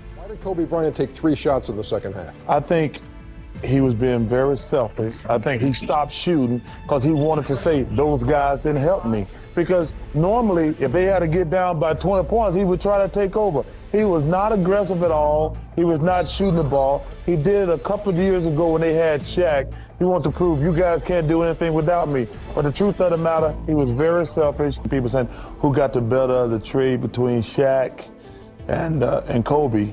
And they were trying to say Kobe. But Shaq is still playing. Just wanted them to know that. Over in Miami, the Heat defeated the Bulls, Nets, and Pistons to reach the NBA Finals. Shaq and his new partner in crime, Dwayne Wade, were potentially on the verge of an NBA championship. And with Wade putting on a performance for the ages against Dallas, it took them 6 games to claim the 2006 NBA title, with Wade claiming the Finals MVP. Shaq had gotten himself another championship ring, this time without Kobe. Y'all don't realize that Kobe trying to be arguably the greatest ever. Your response? I gotta get a couple more rings. Mm-hmm. Are you going to? Yeah, you know what? I won't rest until we do. While Kobe was doing everything in his power to bring this Lakers team back to the championship ways, he decided to make a big change for himself after 10 seasons in the NBA. This number is my promise to dominate every moment. We've talked about a number change as a new chapter in your life. Yeah, it's it's about appreciating every moment for me. You start seeing the light at the end of the tunnel is much brighter than the one at the beginning of the tunnel.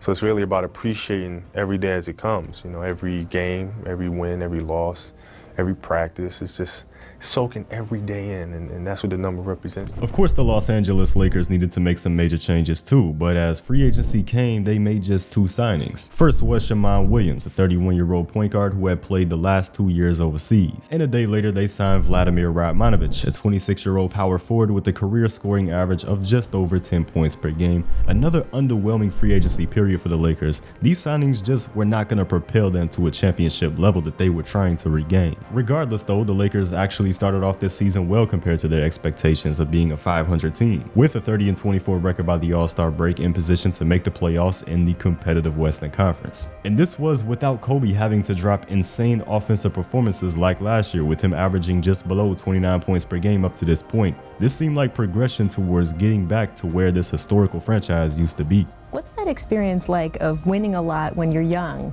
and then having a long career ahead of you when you're trying to get back there? It takes a lot of fight, because you know how many battles you went through. You already ran the hill one time. You know, it's like looking at Mount Everest, and you already ran that one time, and now you're back at the bottom again, and you're looking back up and going, oh my God. Number 8 Kobe or number 24 Kobe? Right now I have to say the number 8 Kobe, just because the number 8 Kobe has a little bit more history. But we're trying to build something new here with 24. For the first time here in 2007, the NBA All-Star Game was held in Las Vegas, and while it was a hectic weekend to say the absolute least, Kobe capped it off with a show for the fans. 31 points in the game and a bunch of highlight dunks to earn All-Star MVP honors for the second time now in his NBA career. But after this All-Star break, the Lakers season began to fall, beginning the month of March on a 7-game losing streak. If this level of play continued, they would certainly end up missing the playoffs, but as he always did when things were falling apart in LA, Kobe took it upon himself to fix things in their next game against Portland. So the Lakers on the run without numbers. Kobe trying to create. It'll count it goes. Yes, it will. Kobe does it again. 3-point deficit. Kobe's got every point the Lakers have scored here in the second quarter. Yeah, he said, if you're not going to jump, all right, stay down there. I'll jump. That's 21 for Kobe. Kobe on the weave and kick out. Creates the contact. You can count it. Kwame pick. All the way. He tried to make Kobe with an answer. And again, comes through in the clutch. Incredible. He's got 53. That's amazing. Now Kobe for the tie. Got it. Did it again. So Kobe has done it again, and he has forced overtime with 56. Kobe. Hard to believe. Are you kidding me? Unreal. Are you kidding me? That'll do it. It's over. The Lakers win and snap the 7-game losing streak thanks to that man and 65. It was another one of those nights where the Lakers needed everything from Kobe to pull out a win, and he delivered. But the Lakers kept on needing these kinds of performances to win, so Kobe kept on delivering them. Kobe Bryant, circus move. The final 3 seconds. Kobe Bryant launches a long three. Well, there it is, John. 50 points for Kobe Bryant. Kobe on the line. Kobe a long three. Makes it Unbelievable. Kobe with 32 and counting. Has 35. Kobe, the distance. He's in 60. We got another game in about 24 hours, 21 hours now. Can you do it again? We gotta love it. Kobe is now trapped. First time the Hornets have done that. Doesn't help. 15 for that guy. Oh, you think it's going up? Kobe rises over Devin Brown and now has 27. Hornets had to make a play to get the... Oh my goodness. Oh my. Kobe has 48. Kobe has 50. He's done it. 4 straight games, 50 or more points. After a 7-game losing streak, Kobe carried the Lakers to a 4-game win streak with a historical run. He averaged 57 points per game over this stretch in games where the Lakers won by an average margin of just 5. They needed just about every single point that they got from Kobe. Kobe scored 50 or more points 3 times before the season ended, 2 of those games being losses, and the Lakers had just barely gotten into the playoffs with a 42-40 record. Kobe's heroics would have him 3rd in MVP voting as the scoring champion, averaging 31 a game, and he again made both the All-NBA first team and first team All-Defense. In the first round of the playoffs, the Lakers would again be facing the Phoenix Suns, the same team that they blew a 3-1 lead to last season. And in Game 1, Kobe came out looking to make a statement, scoring 39 points, but he got no other contributions outside of Lamar Odom in an 8-point loss. The Suns then blew out the Lakers on a night where not even Kobe could get it going in Game 2. But with their backs against the wall in Game 3, Kobe delivered a 45-point performance where he did get enough from Kwame Brown and Lamar Odom to lift the Lakers over the top, win Game 4, and they were back in this series. But despite a strong performance from Kobe in Game 4, they lost this one. And despite strong performances by Kobe and Lamar Odom in Game 5, they had now lost the series. Kobe averaged 33 a game for the series and Lamar Odom averaged just under 20, but outside of these two players, not nearly enough contributions were made. How do you guys get this turned around? You've been on 3 championship teams now. 2 years in a row, you guys lost in the first round. And what do you hope that the management can do to get this and get it going in a better direction than what it is right now? Do something and do it now. Are you saying right here on this show that you want to be traded? Yeah, I would like to be traded, yeah. Are you saying now emphatically, regardless of what they've done, you want out of Los Angeles? Yeah, I would like to be traded. As tough as it is to say that, as tough as it is to come to that conclusion, there's no other alternative. Is there anything that the Los Angeles Lakers could do to make you change your mind and decide that you do not want to be traded? No. Nothing. Kobe Bryant had revealed on the Stephen A. Smith show that he wanted out of Los Angeles, but just a few hours later on another radio show, he said this. I called Phil, man, he and I talked, man. It was emotional conversation, but he just said, you know what, Kobe, just, let us try to figure this thing out. And, that gave me some hope. I don't want to go no place. I don't want to go nowhere. I want to stay here. This is my team. Within hours of saying there was nothing the Lakers could do to change his mind on this trade request, now he was saying he truly didn't want to leave. Kobe Bryant was torn on this because ultimately his trust was broken. When he signed his extension in 2004, he was told by the Lakers that they would be contending and not rebuilding. But seasons later, they were now trying to rebuild and have Kobe be a part of it. But now with Kobe's trade request, the media's coverage around him got toxic real fast. He's ripped the general manager. He's ripped the owner. He's ripped other players. He's basically ripped the city by saying you don't want to play here.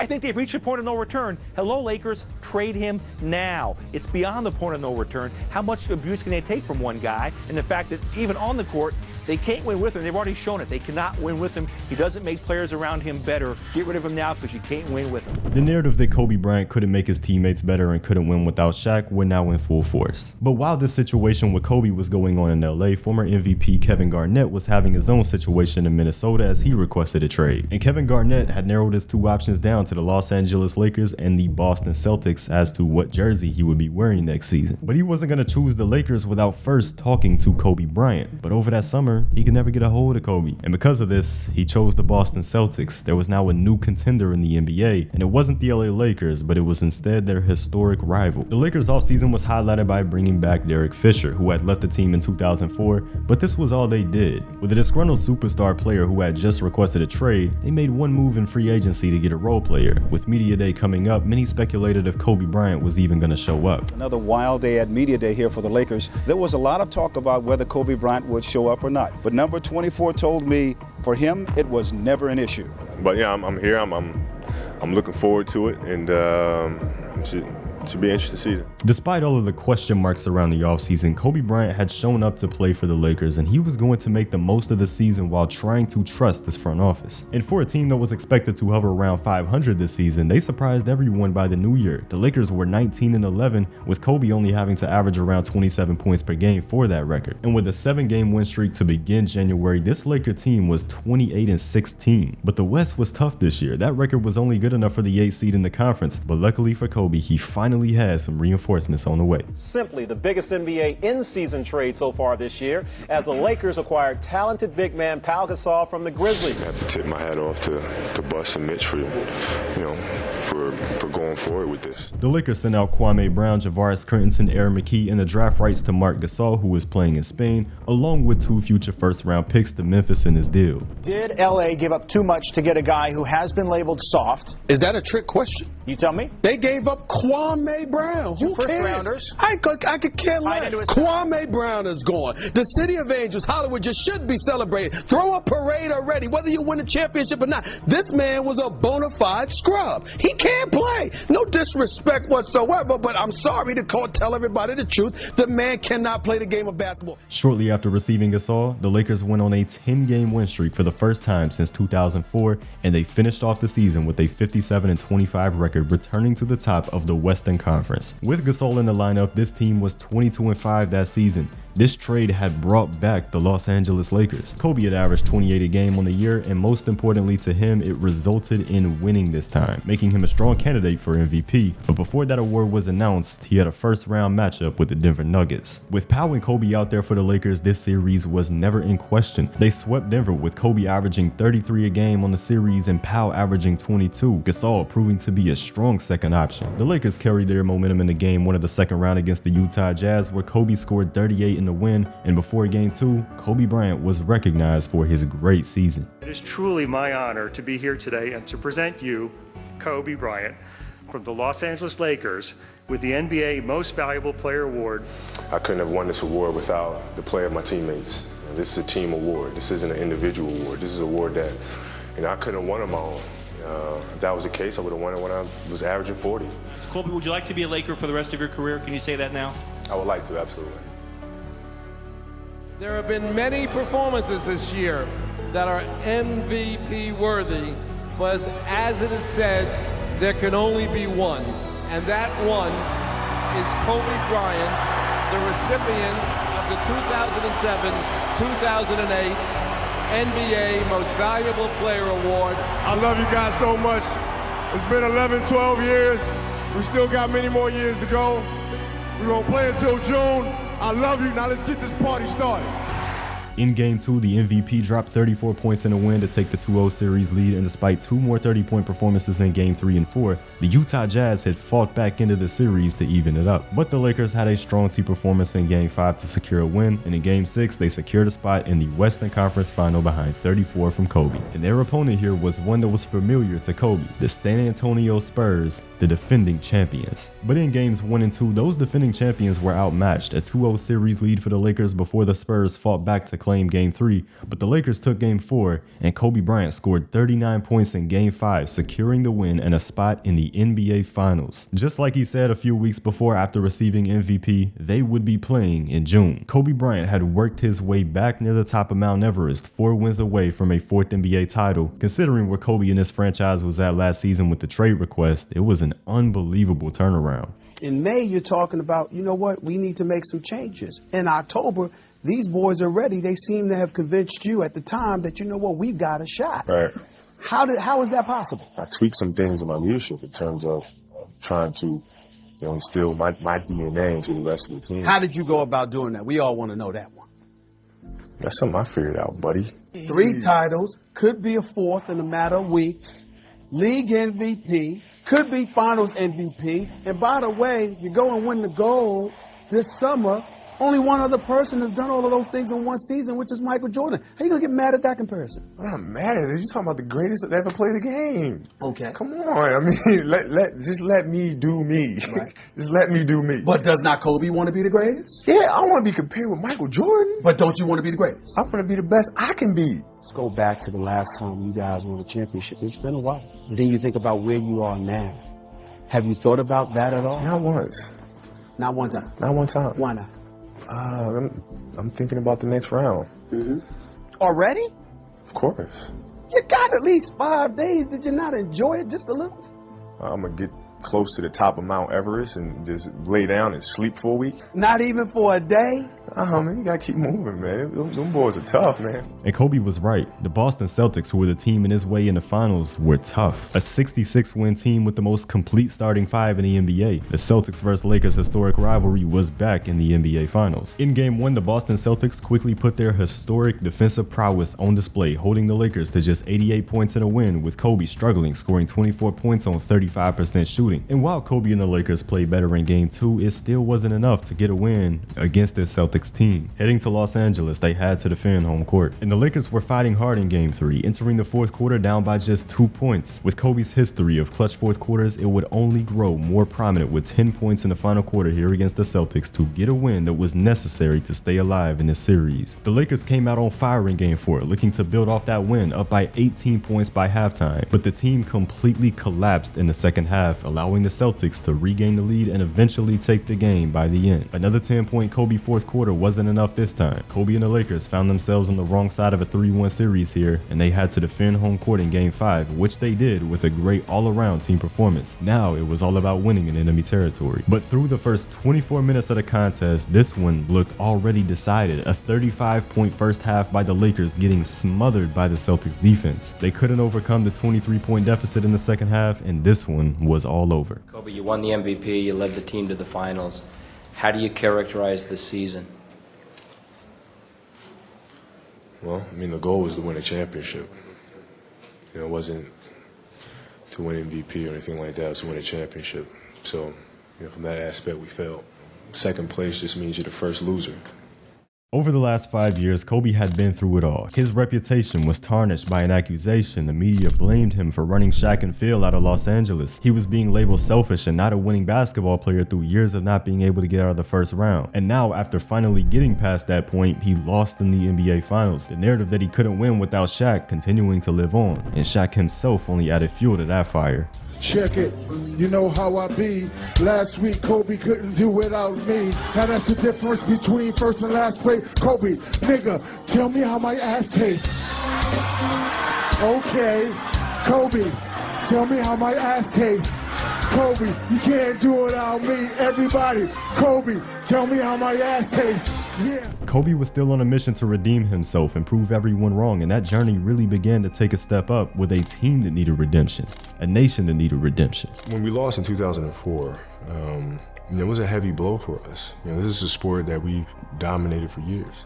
Due to his court case at the time, Kobe Bryant wasn't able to play for Team USA in the 2004 Olympics, a tournament that they finished with the bronze medal. An embarrassment for the national team considering their standard in basketball. But now 4 years later, with Kobe Bryant added to Team USA, they were seeking that gold medal once again. They were seeking that redemption. This would be known as the Redeem Team. Team USA began the group stage with a 31-point win over China, and that dominance continued over their next 4 games. They went undefeated, 5-0 in the group stage, winning by an average of 32 points per game. Then they went on to blow out Australia in the quarterfinal and got revenge on Argentina in the semifinal in another blowout, which now meant that in the final it would be Kobe against his teammate Pau Gasol for Spain, and Team USA overcame them and secured the gold medal. Another milestone in the career of Kobe Bryant, being the face of the Redeem Team. Now it was time to really make a statement and bring Los Angeles back to the mountaintop. How did it all come together last year and you becoming the MVP?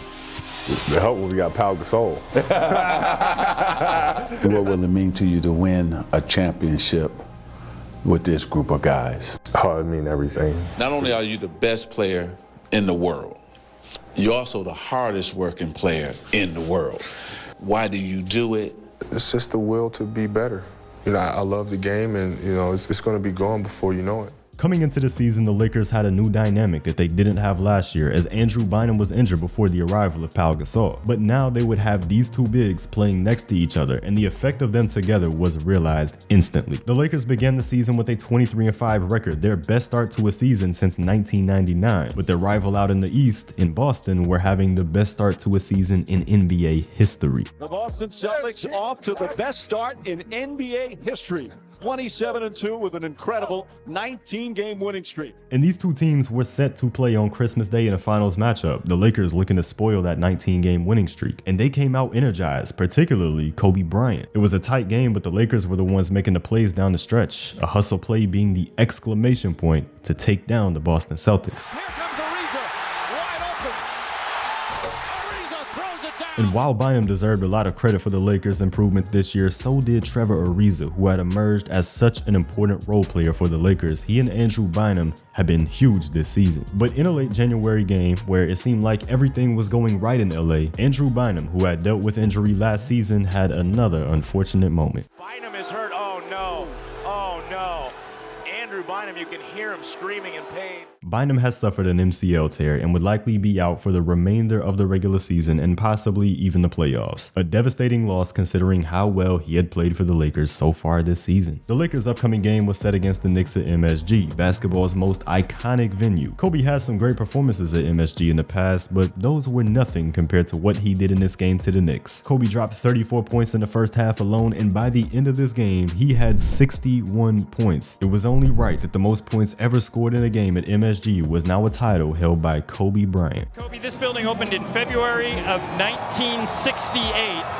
Every great player that since then's come through, hold the scoring record in this building. How does it make you feel? Oh, I didn't know that. That's pretty awesome. The 2009 NBA All-Star Game was hosted by Phoenix, and this time Kobe Bryant would have a former teammate on his side with the West, that being Shaquille O'Neal of the Phoenix Suns. One of your teammates is going to be Kobe Bryant. We're going to reunite the two of you back together again on Valentine's Day.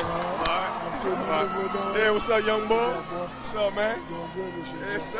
Hey, how you doing? Family here? Hey, no, just me and wife. Yeah, so you guys won 3 NBA championships together. You call it the best big man, little man combination in the history of the league. There are feuds off the court, things said by both of you. You're back together. How is history going to remember this duo? We're just going to go out, have a good time, bring back old memories. We were the best little man, big man tandem. We had a lot of so-called drama, but I think it was fun for everybody. As you see, the cameras are all around. I know for a fact if we would have had our own TV show, it'd have been the #1 show ever, right? There's been a lot of drama, but if everything that everybody says about it, we won, and I think that's the bottom line, and that's something I don't think nobody ever forget. Do you believe him when he says it was all a media ploy by him to grab attention and take pressure off of you? Big chief marketer? Yeah, he should say that all the time. He should say that all the time. Well, you got Phil Jackson back as your coach. Gets down to crunch time. Who's going to get the shot, Kobe or Shaq? Him, all the way, him. Every time.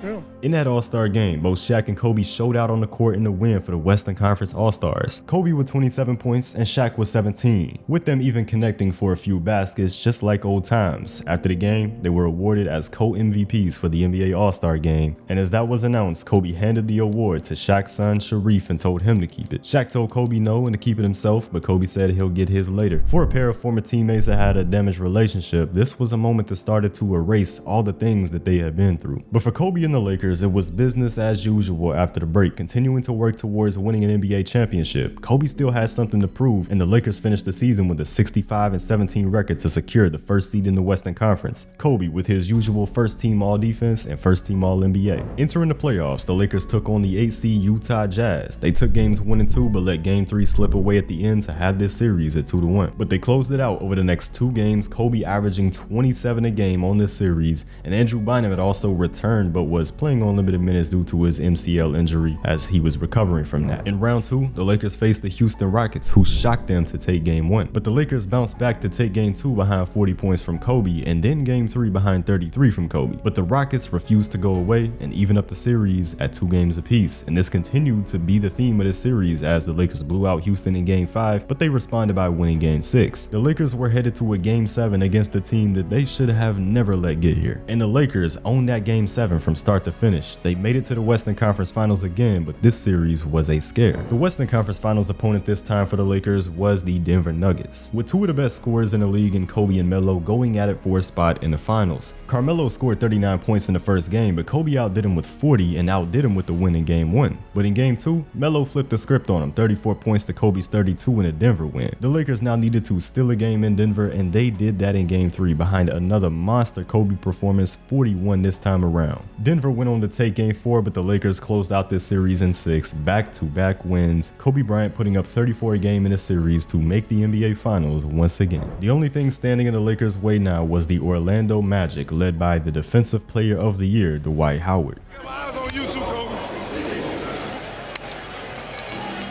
Got my eyes on you now. But Kobe Bryant had his eyes on the Larry O.B. as he and the Lakers absolutely dominated Game 1. Kobe Bryant looking unstoppable as he dropped 40 points to go along with 8 assists. Kobe Bryant, a brilliant performance, 40 points, highest he's ever had in a finals game.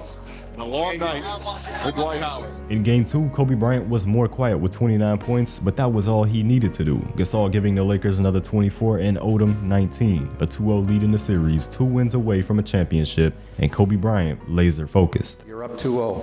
What's the story? Are you not happy, or you're only half happy, or? Still to be happy about. You're up 2-0. Job's not finished. Job finished? No, I don't think so. Okay. And Game 3 showed exactly why Kobe had that Laker focus, because the Magic got themselves a game as they were on fire offensively. And in Game 4, it was their defense that had them in control late. They were on the verge of bringing this series to a tie. The Lakers had to be clutch. Lakers looking to push.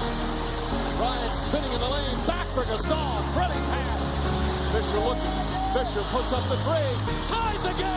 In overtime, it was a Kobe Bryant takeover and a Derek Fisher finisher. A 3-1 lead to the Lakers, a win away from an NBA championship. But Game 5 would not be as close, as it was the Lakers who took control over this game and never let up. Finally, back at the mountaintop. As the buzzer sounds, it's official. The Lakers are NBA champions once again. LA wins the 2009 NBA title. The MVP of the 2009 NBA Finals, Kobe Bryant. I see you with your family. How are you guys going to celebrate tonight? Well, we'll probably let them have soda, and we can, spill some champagne around a little bit. Let me ask you a question, and please give me the honest answer, because a lot of people want to know. How special is this to win an NBA title as the guy on this team and the unquestioned leader without Shaquille O'Neal involved in it? People that say that really don't know basketball. I mean, you have dynamic duos that win championships all the time. But I hear those comments, and I just accepted it as a challenge. If this is what people's perception is, I'm just going to have to accept it and try to prove them wrong. With Kobe Bryant winning his 4th NBA title, this silenced a lot of doubters, but he wanted to do it once more to have even more bragging rights. In free agency, the Lakers brought in former Defensive Player of the Year Ron Artest, and because of this signing, they had to move on from Trevor Ariza. Artest was going to bring incredible defense and toughness to LA, as he had a history of his own against Kobe going back to last year's series where they faced off. But where there would be a learning curve was Artest being implemented into the triangle offense. Early into the season though, the Los Angeles Lakers were looking absolutely dominant, going 18-3 to begin the year. And as the season progressed, Kobe Bryant showed that clutch gene to secure even more wins. Bryant dribbling, has to put it up with the buzzer, backs it in! He banks in the 3! All you could do after that is run, hug him, celebrate, and get on to the next game, man. And he did it game after game after game. Kobe will get it for the win. He is hard to believe. For the win, Kobe going up over Bell, fall away. Yes! Yes! At the buzzer, he does it! Shot clock at 7. Bryant leads, falling away, puts it in! But Kobe Bryant was starting to age. As the 31-year-old had played through so many injuries throughout his career, one of them finally took him out. And Kobe plays hurt, injured, tweaked ankles, dislocated fingers, bad wrists, back spasms, night in and night out. This time, a sprained ankle would have Kobe Bryant miss a 5-game stretch, which was a big deal as it was the first time in over 1,000 days that Kobe Bryant missed a game. But in his absence, the Lakers maintained, winning 4 of those 5 games, and as he returned, so did the clutch performances. He's got the pick, he's got the pop, the 3, yes! Yes! Kobe! Gets the last shot. Get it to number 24. He has bailed them out 6 times this year. But Kobe's injuries were really beginning to catch up to him here. 2 months before, in a December game, he fractured the tip of his index finger on a shooting hand when he was trying to catch a pass. He kept playing despite the injury needing 6 weeks to heal, and on top of that, he was starting to have some discomfort in his right knee. But he was so set on repeating with this Lakers team that there was no time for him to rest. And that shot at repeating was beginning to look a lot more questionable as the season went on. The Lakers lost 7 of their final 11 games of the season, with them finishing at 57 wins. Still enough to secure the first seed, but the narrative around the Los Angeles Lakers was that they were not ready to repeat.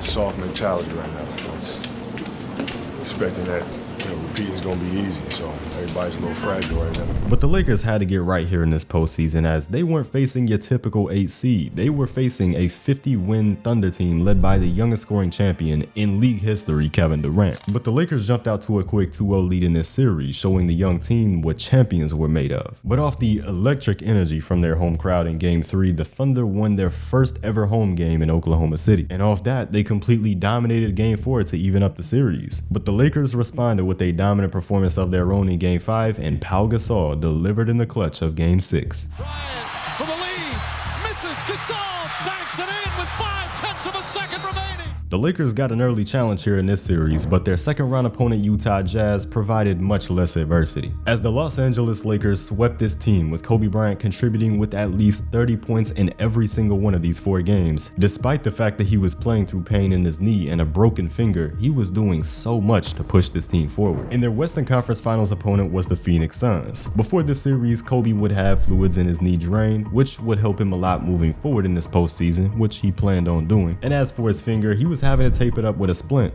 Without this, he couldn't even shoot or handle the ball, and he even had to slightly alter the release of his jump shot to accommodate for the finger injury. But regardless of all that, Kobe Bryant persisted as always and went on to destroy the Phoenix Suns in Game 1 with a 40-point performance, and then in Game 2, the Lakers secured their 8th straight win here of the postseason. But the Phoenix Suns would bounce back and even up the series. The Lakers couldn't blow a lead to this team like they did 4 years ago, but they were on the verge of doing that. You're asking me. I mean, that's a terrible play. You got a brand new shot clock. A mistake by Ron Artest was a catalyst in the Suns being able to tie this game back up, the Lakers with one opportunity to respond in regulation. Bryant and comes up short. He made up for his mistake in a huge way, and now the Lakers were a win away from a 3rd straight finals appearance, and Kobe Bryant delivered a masterclass in Game 6. Bryant, come on, somehow getting it up and over Channing Frye. Bryant, yes! Kobe Bryant. Bryant, yes! And then with a little tap to Alvin Gentry. What a shot. I mean, you can't defend that. Are you kidding me? Now, you go on to play the Boston Celtics. 2 years ago, that team pushed you guys around. They're very physical with you. How is this team more equipped to handle that tough defense by Boston? Well, we'll see. We'll see how much we matured. They challenged us extremely well in the finals a couple years ago. Now it's a test to see how much we've grown. So it was the Lakers versus the Celtics in the NBA Finals once again. This time, the Lakers wanted to get their revenge for what happened in 2008, with them losing Game 6 in an embarrassing fashion. In Game 1, Kobe Bryant and Pau Gasol both performed extremely well, leading the Lakers to a strong victory. Kobe Bryant was more than locked in. Take a look. Chris Rock sitting right next to Kobe Bryant, shooting the breeze, funniest man in the world, telling jokes, and take a look at Kobe Bryant. But Game 2 saw a hot start from Ray Allen, who was hitting 3-pointer after 3-pointer, Kobe having to deliver at the buzzer before halftime to cut this lead down.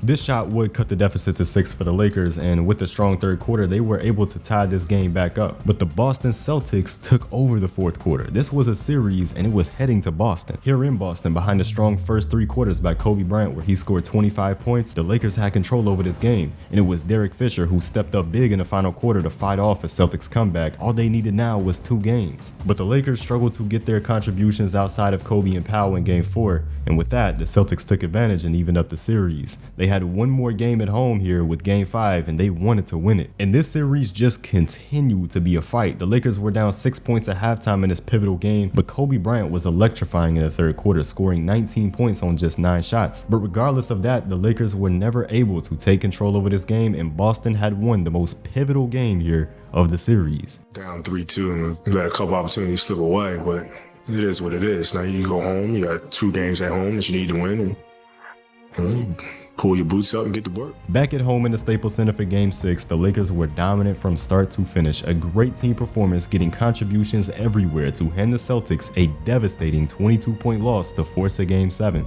The entire season had led up to this point, and 48 minutes would determine the 2010 champion between these rivals. And this Game 7 was an absolute fight to begin the game. Both teams played relentless defense. It seemed like only effort was going to be the deciding factor in this one, with the halftime score being 40-34 and Kobe shooting 3 for 14 from the field with just 8 points. But he wasn't the only struggling Lakers star, as Pau Gasol had 8 points shooting 3 for 12. The Lakers had to bring this thing back in the third quarter, but it started off even more rough than the game began. They found themselves down by 12 points with 8 minutes to go in the third. They had to begin fighting back, and they certainly did. A 57-53 game entering the fourth quarter. The Lakers were still losing the game, but they had 12 minutes to change that. Gasol.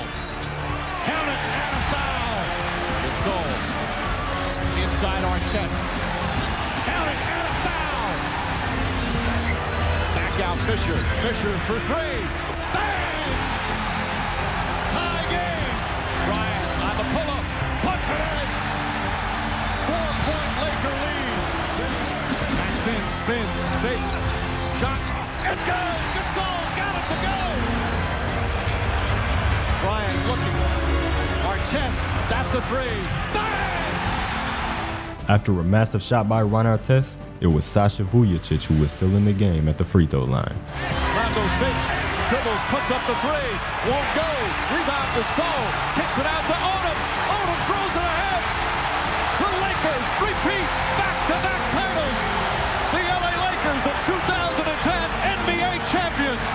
Such emotion on the floor here at the Staples Center as the Lakers win their 16th title. And this has to be one of the sweeter ones. Kobe Bryant, your 5th NBA championship. How does this one stand out for you more than 1, 2, 3, and 4? Well, this is the sweetest. You know, it's we've been downplaying the whole series, the rivalry between us and the Celtics, because we had to focus on what we had to do. But we understood how bad the city wanted it. You know, there's no question about it. And this one's by far the sweetest because it's against them, and because it's the hardest one by far. I can't say enough about the Spaniard. But that guy's unbelievable and just a hell of a player. And we wouldn't have won it without him. Can you speak in terms of what this means to you individually? We know what it means as a team, but what about individually for you? Just got one more than Shaq.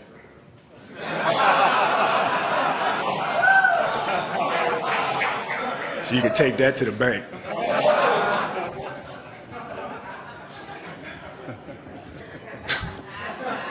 You know how I am. You guys know how I am. I don't forget anything. Before 2009, every time Phil Jackson won a championship as a head coach, it was a part of a three-peat. After these back-to-back titles, the 2010-2011 season was an opportunity to continue this trend. But there were questions as to whether or not he wanted to even keep coaching. Now 63 years old, Phil had some health concerns and coaching only put him under more stress. He would agree to one more year with the Lakers in what he called his last stand. As for the possibility of reconsidering this decision to retire from coaching after the season, Phil said, "This year, there's no maybe. This would be Phil Jackson's last dance." But finishing off this three-peat was going to be the most difficult of them all for Phil Jackson because things in the league were changing in a big way. In this fall, I'm going to take my talents to South Beach and join the Miami Heat. It's going to give me the best opportunity to win and to win for multiple years. The reigning back-to-back league MVP, LeBron James, had joined forces with Chris Bosh and Dwayne Wade. Immediately, this team became the favorite to win the 2011 NBA title. When you heard that he were getting LeBron, Dwayne Wade, Chris Bosh, what was your reaction? Wow. How, wow meaning this team's going to be really good? Wow meaning... Wow, how did Pat Riley pull that off? So when you heard they were going to get those guys, were you like, oh, that's who we're going to play in the finals next year? That's what y'all said. I didn't say anything. I said I gotta get my knee healthy. That's what I said. But those weren't the only moves by Eastern Conference contenders. The Boston Celtics, who the Lakers just beat in 7 for the championship, made their own moves to get better, signing veteran bigs in Jermaine O'Neal and Shaquille O'Neal. The Lakers didn't lose any pieces from their championship core, and they did bring in 3 free agents: Theo Ratliff, Steve Blake, and most notably Matt Barnes, who had his own moment with Kobe last season. They might not have the star power of the Heat or the Celtics, but the Lakers were the defending champs, and they felt that the NBA title was going to run through them. And their beginning to the season was very impressive, winning all of their first 8 games to kick off the year. Entering Christmas Day, the Lakers were 21-9, where they would get their first look at the title favorites, the defending champion Lakers versus the super team Miami Heat, a matchup that could possibly be an early look at the 2011 NBA Finals. This would be a game where the Miami Heat flexed their new muscle, controlling this game the entire way through and eventually winning by 16, LeBron James leading the way with a 27-point triple-double. This is what the Lakers would have to overcome to be worthy of a 3rd straight NBA championship. It would get another shot at them later in the season. The Lakers continued their pace nearing the end of January with a 33-14 record, and their final game of that month was the other major Eastern Conference contender, the new-look Boston Celtics with Shaq, who currently were the #1 team in the East. Kobe Bryant torched the Celtics in the first half with a 17-point second quarter, giving the Lakers the advantage. But that advantage wouldn't last. The Celtics from the 3rd quarter on would own this game and beat the Lakers by 13 despite 41 points by Kobe Bryant. The Lakers had now lost at home against both of the East top contenders. Just 2 weeks later, the Lakers would have another shot at Boston though at TD Garden. And it was here where the Lakers were the ones swinging the game in the 3rd quarter, as 12 points from Kobe in that quarter gave them the momentum they eventually used to close out the game. The Lakers now entered the All-Star break with a 38-19 record, and this All-Star break was particularly special for Kobe, being held in the city of Los Angeles. He wanted to really give the home crowd a show. Bryant played by Rose, finding space on the baseline. And Bryant ahead of the field. LeBron tries to chase down. What I like right here is the Black Mamba staring down his prey. Kobe scored 37 points in his game, 5 points shy of Wilt Chamberlain's All-Star game record, and he of course brought home All-Star MVP, his 4th time receiving the honor, tied for the most times ever. What does this mean in front of these folks to have that kind of night and come so close to Wilt Chamberlain's scoring record? Well, it feels great, being at home here and playing in front of the home crowd. This will be my last All-Star game in front of these home fans, so it feels good to do it. Back to business for the Lakers. They won their first 8 games post All-Star break, and their 9th game after the break was a big one against the Miami Heat. This was their second shot that they would get at the Big 3 in this regular season after being beaten on Christmas. But this time around, the Lakers were not just hanging with the Miami Heat, they were winning entering the 4th quarter by 2 points. But in the final 2 minutes of the game, the Miami Heat went on a 6-0 run to close this one out. In these 2 minutes, Kobe turned the ball over twice and went 0 for 3 on his shot attempts. A rough stretch to close out the game, but they showed that they could compete with this team. The Lakers went on to finish the season with a 57-25 record, which secured the 2nd seed in the Western Conference, and Kobe Bryant had another season making All-NBA First Team and First Team All-Defense. The 6th consecutive year now, and his 8th time doing this in his NBA career, just one shy of the most ever in Michael Jordan, who had done it 9 times. But Kobe was also one championship shy of Michael Jordan, and a second three-peat like MJ here in this postseason would have them even in that regard. And the Lakers' journey began against the New Orleans Hornets in the first round. Kobe kicked off the series scoring 34 in Game 1, but it was the Hornets making a quick statement to win the game and take a 1-0 series lead. But the Lakers got back the next 2 games behind strong defense. The Hornets responded and took Game 4, but the Lakers closed out the series in 6 after consecutive wins. The Lakers on to round 2, 12 wins away from the three-peat. And their matchup in round 2 was the Dallas Mavericks. Like the Hornets, they came out to make a statement in Game 1, taking down the Lakers and overcoming Kobe's 36-point performance. But unlike the Hornets, Dallas kept the statement going. They won Game 2, claiming both games in Los Angeles to begin the series. But the Lakers weren't looking to fold yet. They had Game 3 in control, on the verge of getting back into the series. But for all the years of this franchise coming up huge in 4th quarters, that time was over. The Dallas Mavericks shocked the entire NBA by taking a 3-0 series lead over the defending champions. The Los Angeles Lakers were broken and they were blown out in Game 4, swept in the 2nd round in Phil Jackson's last season. There was no three-peat this time. Phil, it's tough for me to put into words what he's meant for me. I mean, I grew up, under him. So the way I approach things, the way I think about things, not only in basketball but in life in general, I mean, a lot of it comes from him because I've been around him so much. So it's a little weird for me to think about, what next year is going to look like. I'll be happy with one more. but I hope to win a lot more. So we'll see. Kobe Bryant was seeking a 6th NBA championship and potentially even more than that. But after getting swept in round 2 and having their legendary head coach retire, the front office had yet another job on their hands. For one, they needed a new head coach, which the role would be filled by Mike Brown, but they also needed to make some roster upgrades to compete with the strongest teams in the league, and they had a master plan. After winning the NBA championship in 2009 and 2010, the Los Angeles Lakers did little to revamp their roster for the 2010-2011 season, and they ended up missing out what would have been their second three-peat since 2000. So, speaking of revamping their roster, there are sources that are saying that right now the Lakers are talking about a huge possible revamp of the lineup. Well, Stu, I'm told by several people around the league that the Lakers have intentions of not trading for Dwight Howard or Chris Paul, but trying to trade for both.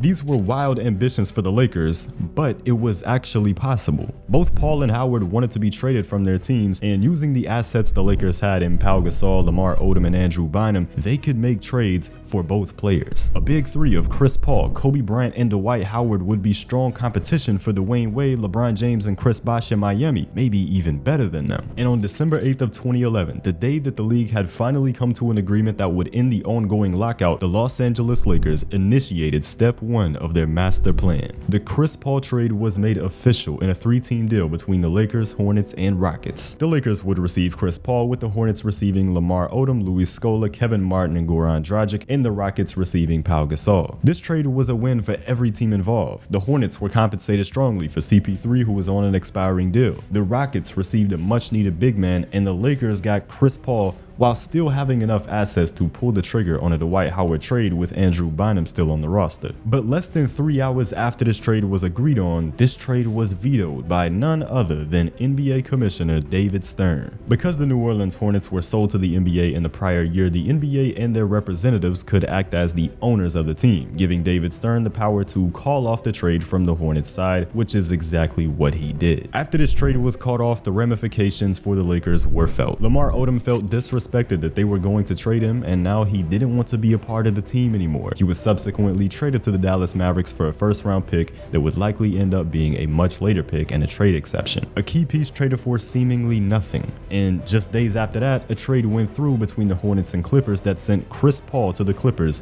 This time, there would be no interference from David Stern. In what was supposed to be the Lakers' best offseason since 1996, when they signed Shaq and traded for Kobe, it instead went down as their most devastating.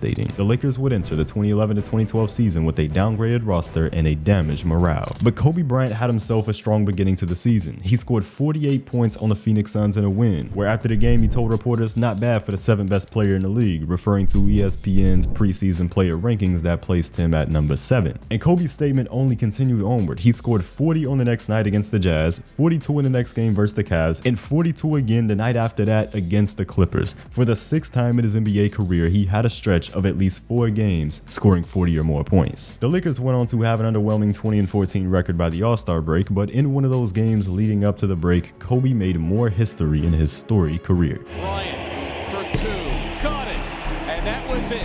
Kobe Bryant has just surpassed Shaquille O'Neal for 5th place on the NBA's all-time scoring list. When you broke the record, about 5 minutes later, got a call from Mr. Shaquille O'Neal.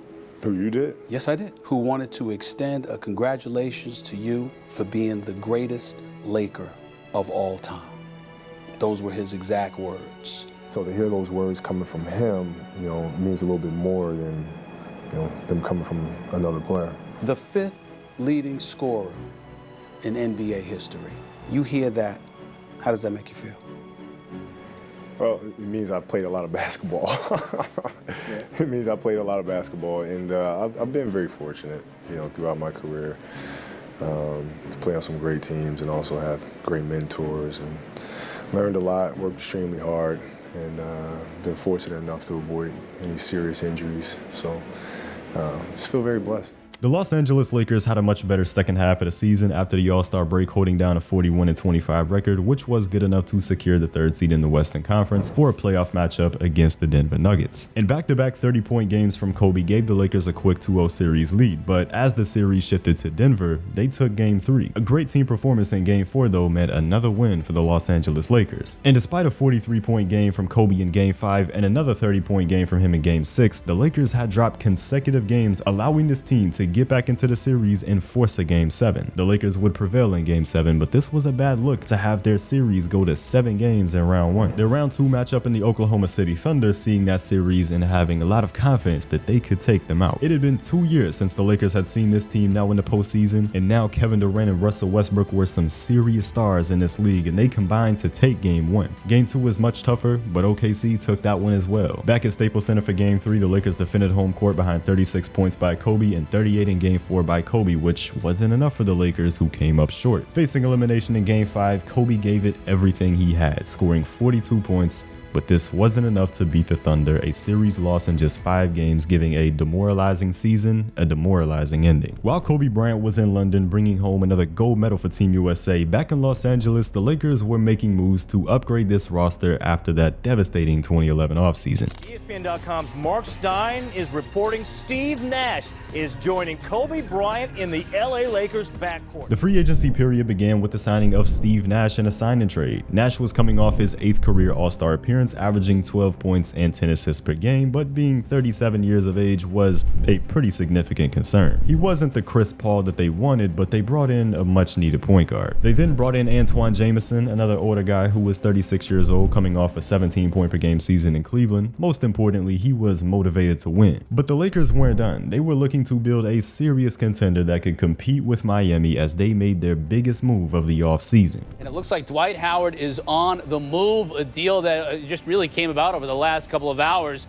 Howard going to the Lakers. In a 4-team trade that involved 12 different players, the Lakers received Dwight Howard, with them having to send out some draft capital and Andrew Bynum to pull it off. The most important part of this deal was that they were able to keep Pau Gasol, a lineup with Steve Nash, Kobe Bryant, and Metta World Peace, formerly Ron Artest, backed up by Pau Gasol and Dwight Howard as the bigs. A 3-time Defensive Player of the Year award winner, Dwight Howard was widely regarded as the best big man in the game, but there was some concern with Dwight as he was coming off back surgery. But concern turned into panic for the Lakers to begin the season, not because of Dwight, but because of a horrible 1-4 start to the season. For the first time in 34 years, the Lakers began a season 0-3, and as they reached 1-4, they decided to fire Mike Brown, and to replace him was Mike D'Antoni. But under D'Antoni, they also couldn't figure it out. By January, the team was 17-25, far outside the playoffs with a 12th seed in the conference. As the months went on into February and March, the Lakers pushed back to around 500, with Kobe taking more responsibilities. Steve Nash was a really weak defender, so Kobe took the toughest guard matchup each night so Steve Nash couldn't be exploited, and Kobe also orchestrated the offense much more as he was doing a better job in that role than Steve Nash. But coming into April and the final 8 games of the season, the Lakers were 38-36, the same record as the Utah Jazz. These two teams would be the ones fighting for the 8th seed and the final playoff spot all month long. But during this stretch, they would have to be without Steve Nash, who was hurt. During the most crucial part of the team's season, Kobe didn't have a secondary ball handler to help him out. It was all up to him to bring this team into the postseason. Every single game from here on out would be important. And the Lakers would begin this final stretch with a win over the Dallas Mavericks. Kobe played 47 minutes in this game and recorded a 23-point triple-double. The 34-year-old's high amount of minutes continued into the next game, 42.5 minutes, where he scored 24 points and had 9 assists in another win over Memphis. The Lakers then lost their next game against the Clippers with Kobe playing 47 minutes, the Jazz now taking a 1-game advantage over the Lakers in the standings for the final playoff spot. But the Lakers did bounce back in their next game against the Hornets with Kobe only having to play 41 minutes. However, against the Blazers, it went all the way back up with Kobe playing in every single minute of the game to secure a win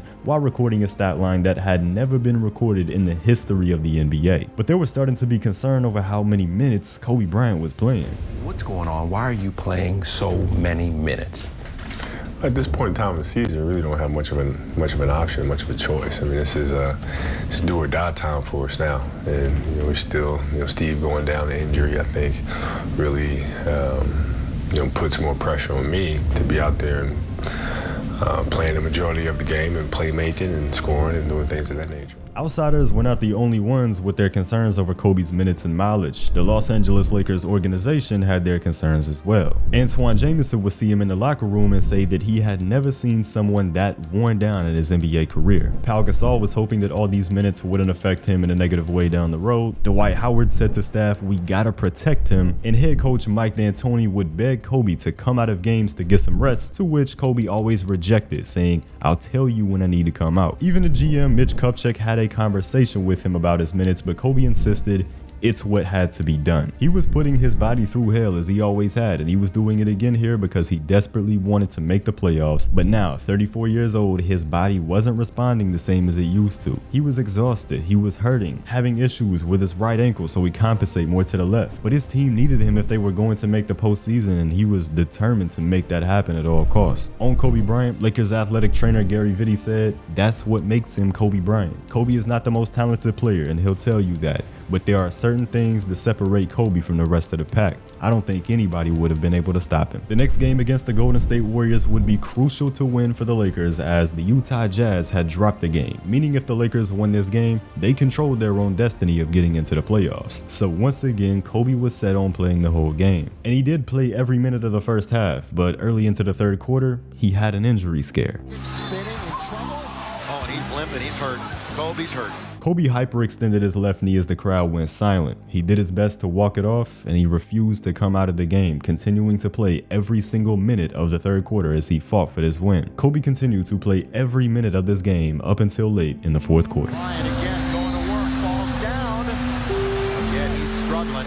While on the ground, Kobe asked Harrison Barnes if he had kicked him in the back of the leg. Barnes made no contact with Kobe's leg. The most telltale sign of an Achilles tendon rupture is when an athlete says, "It felt like somebody kicked me in the back of my leg." Immediately, Kobe and the training staff knew what it was, but Kobe refused to accept that. Then he says to me, so I reach back there and try to pull it back down. I said, "No, it doesn't really work that way."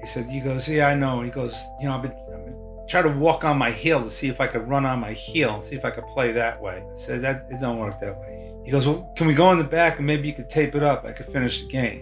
I said, "It doesn't work that way either." As each of Kobe's solutions are debunked one by one, he begins to realize that this is it. He walks over to the free throw line with his Achilles tendon ruptured and a chance to tie the game, where he sinks both free throws before being taken out. Kobe walks off to the locker room under his own power. In the locker room, the medical staff performed the Thompson test on Kobe, which is used to diagnose an Achilles injury. After it was performed, they gave Kobe the news. It was confirmed to be a ruptured Achilles. Knowing what this meant and how devastating this injury had been to athletes in the past, Kobe loses it. He threw 2 Gatorade bottles at the wall, with one of them exploding and tears in his eyes. He later composed himself when his wife Vanessa and his kids came to see him in the locker room.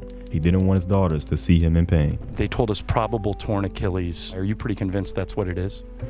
Yeah. You can just take us through what Not much really to take you through, man. I made a move that I make a million times and just popped. Kobe, when you were coming off the court, what emotions were going through your head? I was pissed and sad. We worked really hard to get to this point. I was pissed. But if anyone's going to get through this, probably you, right? Oh, man. Shit. Kobe Bryant had never in his career looked this defeated.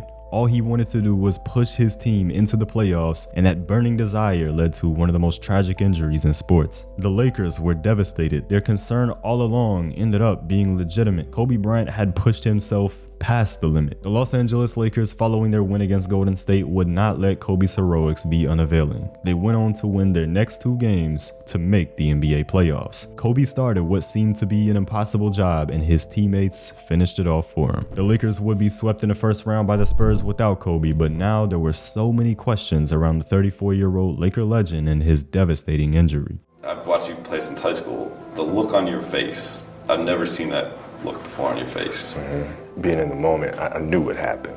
I knew that was it. It was done. And walking back to the bench, I tried to figure out where I could put pressure on my foot to try to minimize the pain, or just try to get through these last 2 minutes of the game. And I tried walking on my heel, and And I felt like that was going to work, believe it or not, for a little bit. And then you kind of just feel like, it feels like the tendon in your Achilles is just rolling up your calf. And I was like, you know what, probably not a good idea. But I got to shoot these 2 free throws. Considering all the big shots you've hit in your career, where do those rank? In terms of a moment, it's right up there at the top because of what we went through as a team. You say worst case, I lose some athleticism, lose some speed. Have you thought about your best case scenario? Every day. I envision it every day. You have to. You have to be able to see it first. And what Kobe Bryant will we see? Hopefully the Kobe that used to have an afro but can't grow an afro anymore. Kobe Bryant was in full recovery mode and wasn't going to let this injury hold him back. As for the Lakers in this offseason, they would lose Dwight Howard in free agency, who Kobe was never able to see eye to eye with over the last season. The Lakers also waived Metta World Peace and brought in role players like Wesley Johnson and Chris Kaman. Steve Nash was still on the team, but after his injuries and being 39 years old, he was a shell of his former self. This Lakers team was bad, and without Kobe, they were going to be even worse. Everyone would be anticipating his return to action, and Kobe had some fun with it. 12 and 25. What are we supposed to make of that? Is that the Lakers finish and where they ranked you, or is it the day you're coming back? Or everybody's trying to figure out what 12-25 means. Christmas is my favorite holiday. I was always a big Christmas fan growing up.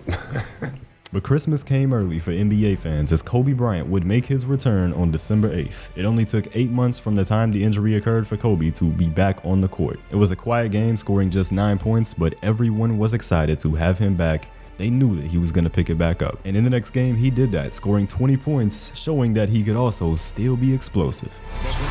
Kobe's first dunk of the year. LFA Mamba. Kobe went on to play 4 more games after these 2, but he ended up suffering a bone fracture in his left knee, which was expected to sideline him for 6 weeks. But as 6 weeks passed, Kobe still wasn't ready, and as March came around, the Lakers made the announcement that he would be ruled out for the season as he needed more rehab from his injury. The Lakers finished the season 27-55 with Kobe missing 76 games. Heading into next season, Kobe was finally going to be able to be fully ready to play basketball again, being given enough time to rehab. But in free agency, the Lakers suffered a major loss as Pau Gasol left for the Chicago Bulls. Gasol told Kobe that he wanted to play with him forever, but he felt that the Lakers management had disrespected him. Whatever made him feel that way stayed between the two. But this now meant that just 4 years later, Kobe Bryant was the only remaining member of the 2010 Lakers championship roster that was still on the team. There would also be another coaching change in Los Angeles, with Mike D'Antoni being replaced with Kobe's former teammate Byron Scott. But looking at this team, it was evident that the Lakers were no longer contending for championships. Even with Kobe coming back, those times were gone. But regardless, Kobe Bryant never stopped giving his all to this game. In late November, he became the oldest player in league history to record a 30-point triple-double at age 36. And all that scoring that Kobe Bryant had done in his career up to this point was all coming together for a special moment, a chance at the free throw line to surpass Michael Jordan on the all-time scoring list.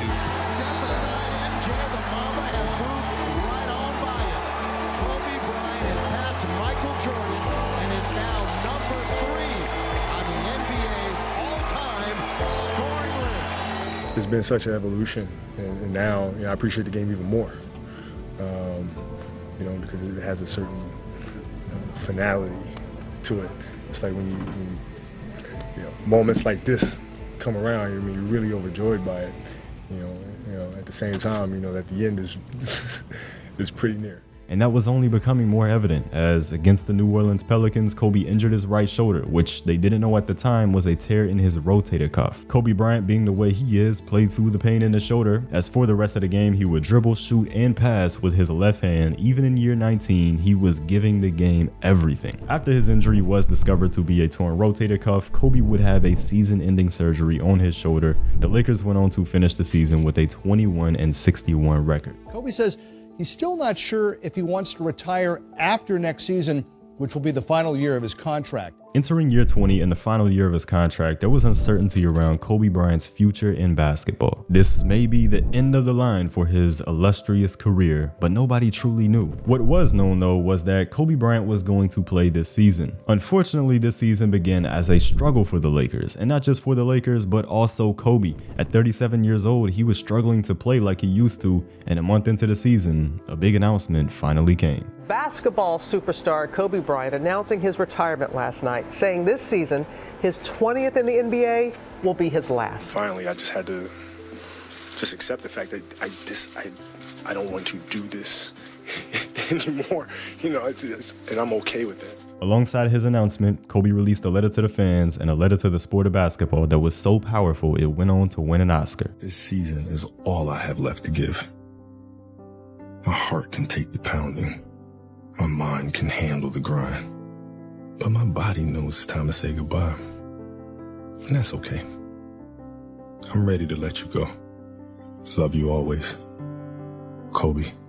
When Kobe announced his retirement, he told everyone that he didn't want any tributes or gifts from teams. He didn't want a farewell tour, but he was given one anyway, because the basketball world loved Kobe Bryant that much. Just days after his announcement, Kobe Bryant and the Lakers would be playing in Philadelphia, and it was going to be the final time Kobe Bryant played in his hometown, where throughout his career he received boos from the crowd, but this time it was different. A 6'6" guard from Lower Merion High School, where he won the title in 1996. Number 24, Kobe Bryant.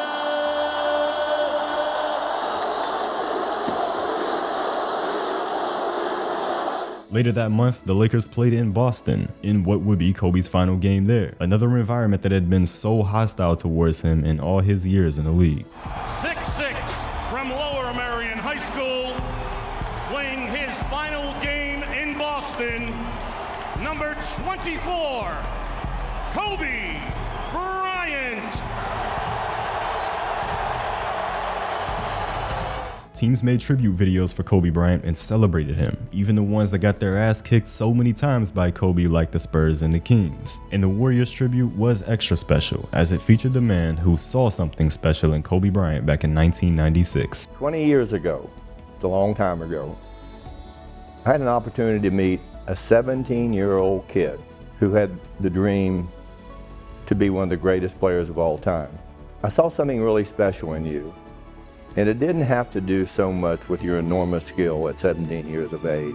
You could almost feel this incredible determination and desire to compete and excel. 20 years later, I look back, I was right, the Lakers were right, and I see this incredible basketball player with a resume that's almost second to none.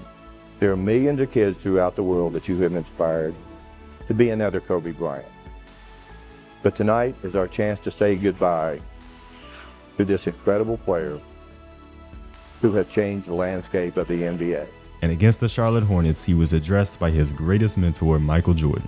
I just want to congratulate you on an unbelievable career. I think when I look back, and the first time we actually played against each other, and the competitive drive that I saw within your eyes, even though the knowledge wasn't quite there yet, it was very invigorating. And I'm very happy to leave you this message to say how much, we are very proud of what you've accomplished over the years. I've always been, like a big brother and you like a little brother. We communicate all the time. I want to congratulate you and Vanessa and the girls. You've been a big help to the game of basketball. You helped the NBA, you helped promote it. I'm pretty sure you got a lot of fans all over the world. I am a big fan. I still love watching you play. If you ever need me, you know my number. Let's stay in touch. I wish you the best. And the fans voted Kobe into one last All-Star game as he received the most All-Star votes of any player in the voting. His Western Conference teammates offered to feed him the ball all game so that he could get the All-Star MVP one last time, but Kobe Bryant declined the offer. He checked out of the All-Star game one last time and received a standing ovation. After all the tributes and all the celebrations of Kobe throughout this year, it came down to one final game. One final game in Staples Center, the place he made his home. And the other forward for the final time, number 24 on the floor, five-time world champion, Kobe Bryant. It was one final dance for Kobe Bean Bryant he went out the only way he could. And desperate to get to the basket and score. And he does. This is a strong move. Kobe to the basket. Oh, pretty. And one. Kobe. Oh, Jackson two. Feeling it. Firing. Oh, got them all. And the Lakers gave a foul. Kobe came out. Here he is for three. Bryant on the drive to the basket. Hangs and scores. Kobe baseline over Neto has 32. Under a third. Hits the three. Huertas is seeking Kobe for three. Yes. Do it against the Bulls. Bryant here. Hits another three. Players from Brazil this year. I think that would surprise a lot of people. 45. Bryant going to the basket. Kobe Bryant. There it is. A 50-point game in his farewell. Final minute 30. Bryant from 14 has 53. Bryant for three. Go! Oh! Bryant on the move with the jumper. He got it! And Kobe Bryant would score his final points in the same spot he scored his first 20 years ago. 60. And Bryant will leave here. Yeah,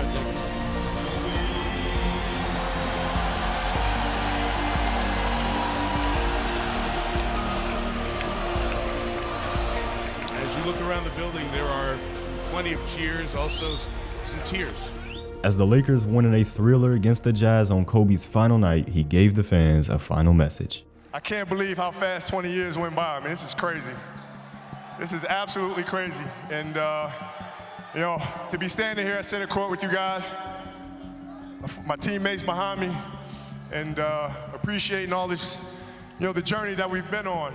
You know, we've been through our ups and been through our downs. And I think the most important part is that we all stayed together throughout. You know, I grew up a diehard Laker fan. Diehard. I mean, I knew everything about every player that's ever played here. So to be drafted and then traded to this organization and to spend 20 years here, I mean, you can't write something better than this. And I'm more proud of the fact that not about the championships, but about the down years, because we didn't run. We didn't run. We played through all that stuff, and we got our championships, and we did it the right way. And all I can do here is just thank you guys. Thank you guys for all the years of support. Thank you guys for all the motivation. Thank you for all the inspiration. And you know, what's funny, the thing that had me cracking up all night long was the fact that I go through 20 years of everybody screaming to pass the ball. And on the last night, they're like, don't pass it. This has been absolutely beautiful, you guys. I can't believe it's come to an end. You guys will always be in my heart. And I sincerely appreciate it. No words can describe how I feel about you guys. And thank you from the bottom of my heart. God, I love you guys. To my family, my wife Vanessa, our daughters Natalia and Gianna, you know, thank you guys for all your sacrifice. You know, for all the hours I spent in the gym working and training. And Vanessa, you holding down the family the way that you have. I can't, there's no way that I can thank you enough for that. So, yeah, from the bottom of my heart, thank you. And what can I say? Mamba out. Walk off this floor, take off the uniform for the last time. What will you have left out here on the court? My heart and soul. And I gave everything I possibly could to the game. You know, that's why I'm so comfortable walking away from it. I mean, I bared my soul to this game. I mean, there's no stone left unturned. And so, you know, I left it all here. And, you know, when I go to sleep tonight, I'm just gonna, you know, thank God for this beautiful opportunity. Continue to thank my family. and just spend as much time as I can with them and enjoying the future. After giving his all to the sport of basketball, now Kobe Bryant was giving his all to his family. In late 2016, Kobe and Vanessa had their third daughter, Bianca, and in June of 2019, the Bryant family welcomed their fourth daughter into the world, Capri. And it was around this time that Kobe's second-born daughter, Gianna, was being noticed as a great young promising basketball player like her dad was. The 13-year-old gained the nickname Mambacita from her father, derived from his own nickname, the Black Mamba. Gianna looked like she was going to be the one in the family to carry on the basketball legacy with one of the best basketball mentors you could ever ask for, her own father, showing her the way. But tragically, these dreams would be cut way too short. We're coming on the air with breaking news, very sad news to tell the sports world. The LA Times is reporting that retired Los Angeles Lakers basketball star Kobe Bryant has been killed in a helicopter crash. And 41-year-old Kobe Bryant was reportedly traveling with 4 others in that aircraft, in that helicopter. The LA County Fire Department saying all 5 people perished in the crash. I can't even process it. It's shocking that Kobe Bryant is gone. For me, this is a god-awful day. The news is just devastating to everybody who knew him, known him a long time. I have to go talk to a team before a game and tell them to play a game. We're not going to be able to joke at his Hall of Fame ceremony. We're not going to be able to say, hi, I got 5, you got 4. The fact that we're not going to be able to say, if we would stay together, we could have got 10. Those are the things that you can't get back. Reports at the time said that there were 5 people on this helicopter, but the true number and details would be far worse. This crash took the lives of 9 victims, and of those 9 were not only Kobe Bryant, but his daughter Gianna. And I'll sit there and watch Gigi, and before the game, I'll go up and I'll give Gigi a hug and tell her, you know, to go out there and kill. And she was like, don't worry about that, Uncle Mac, I got this.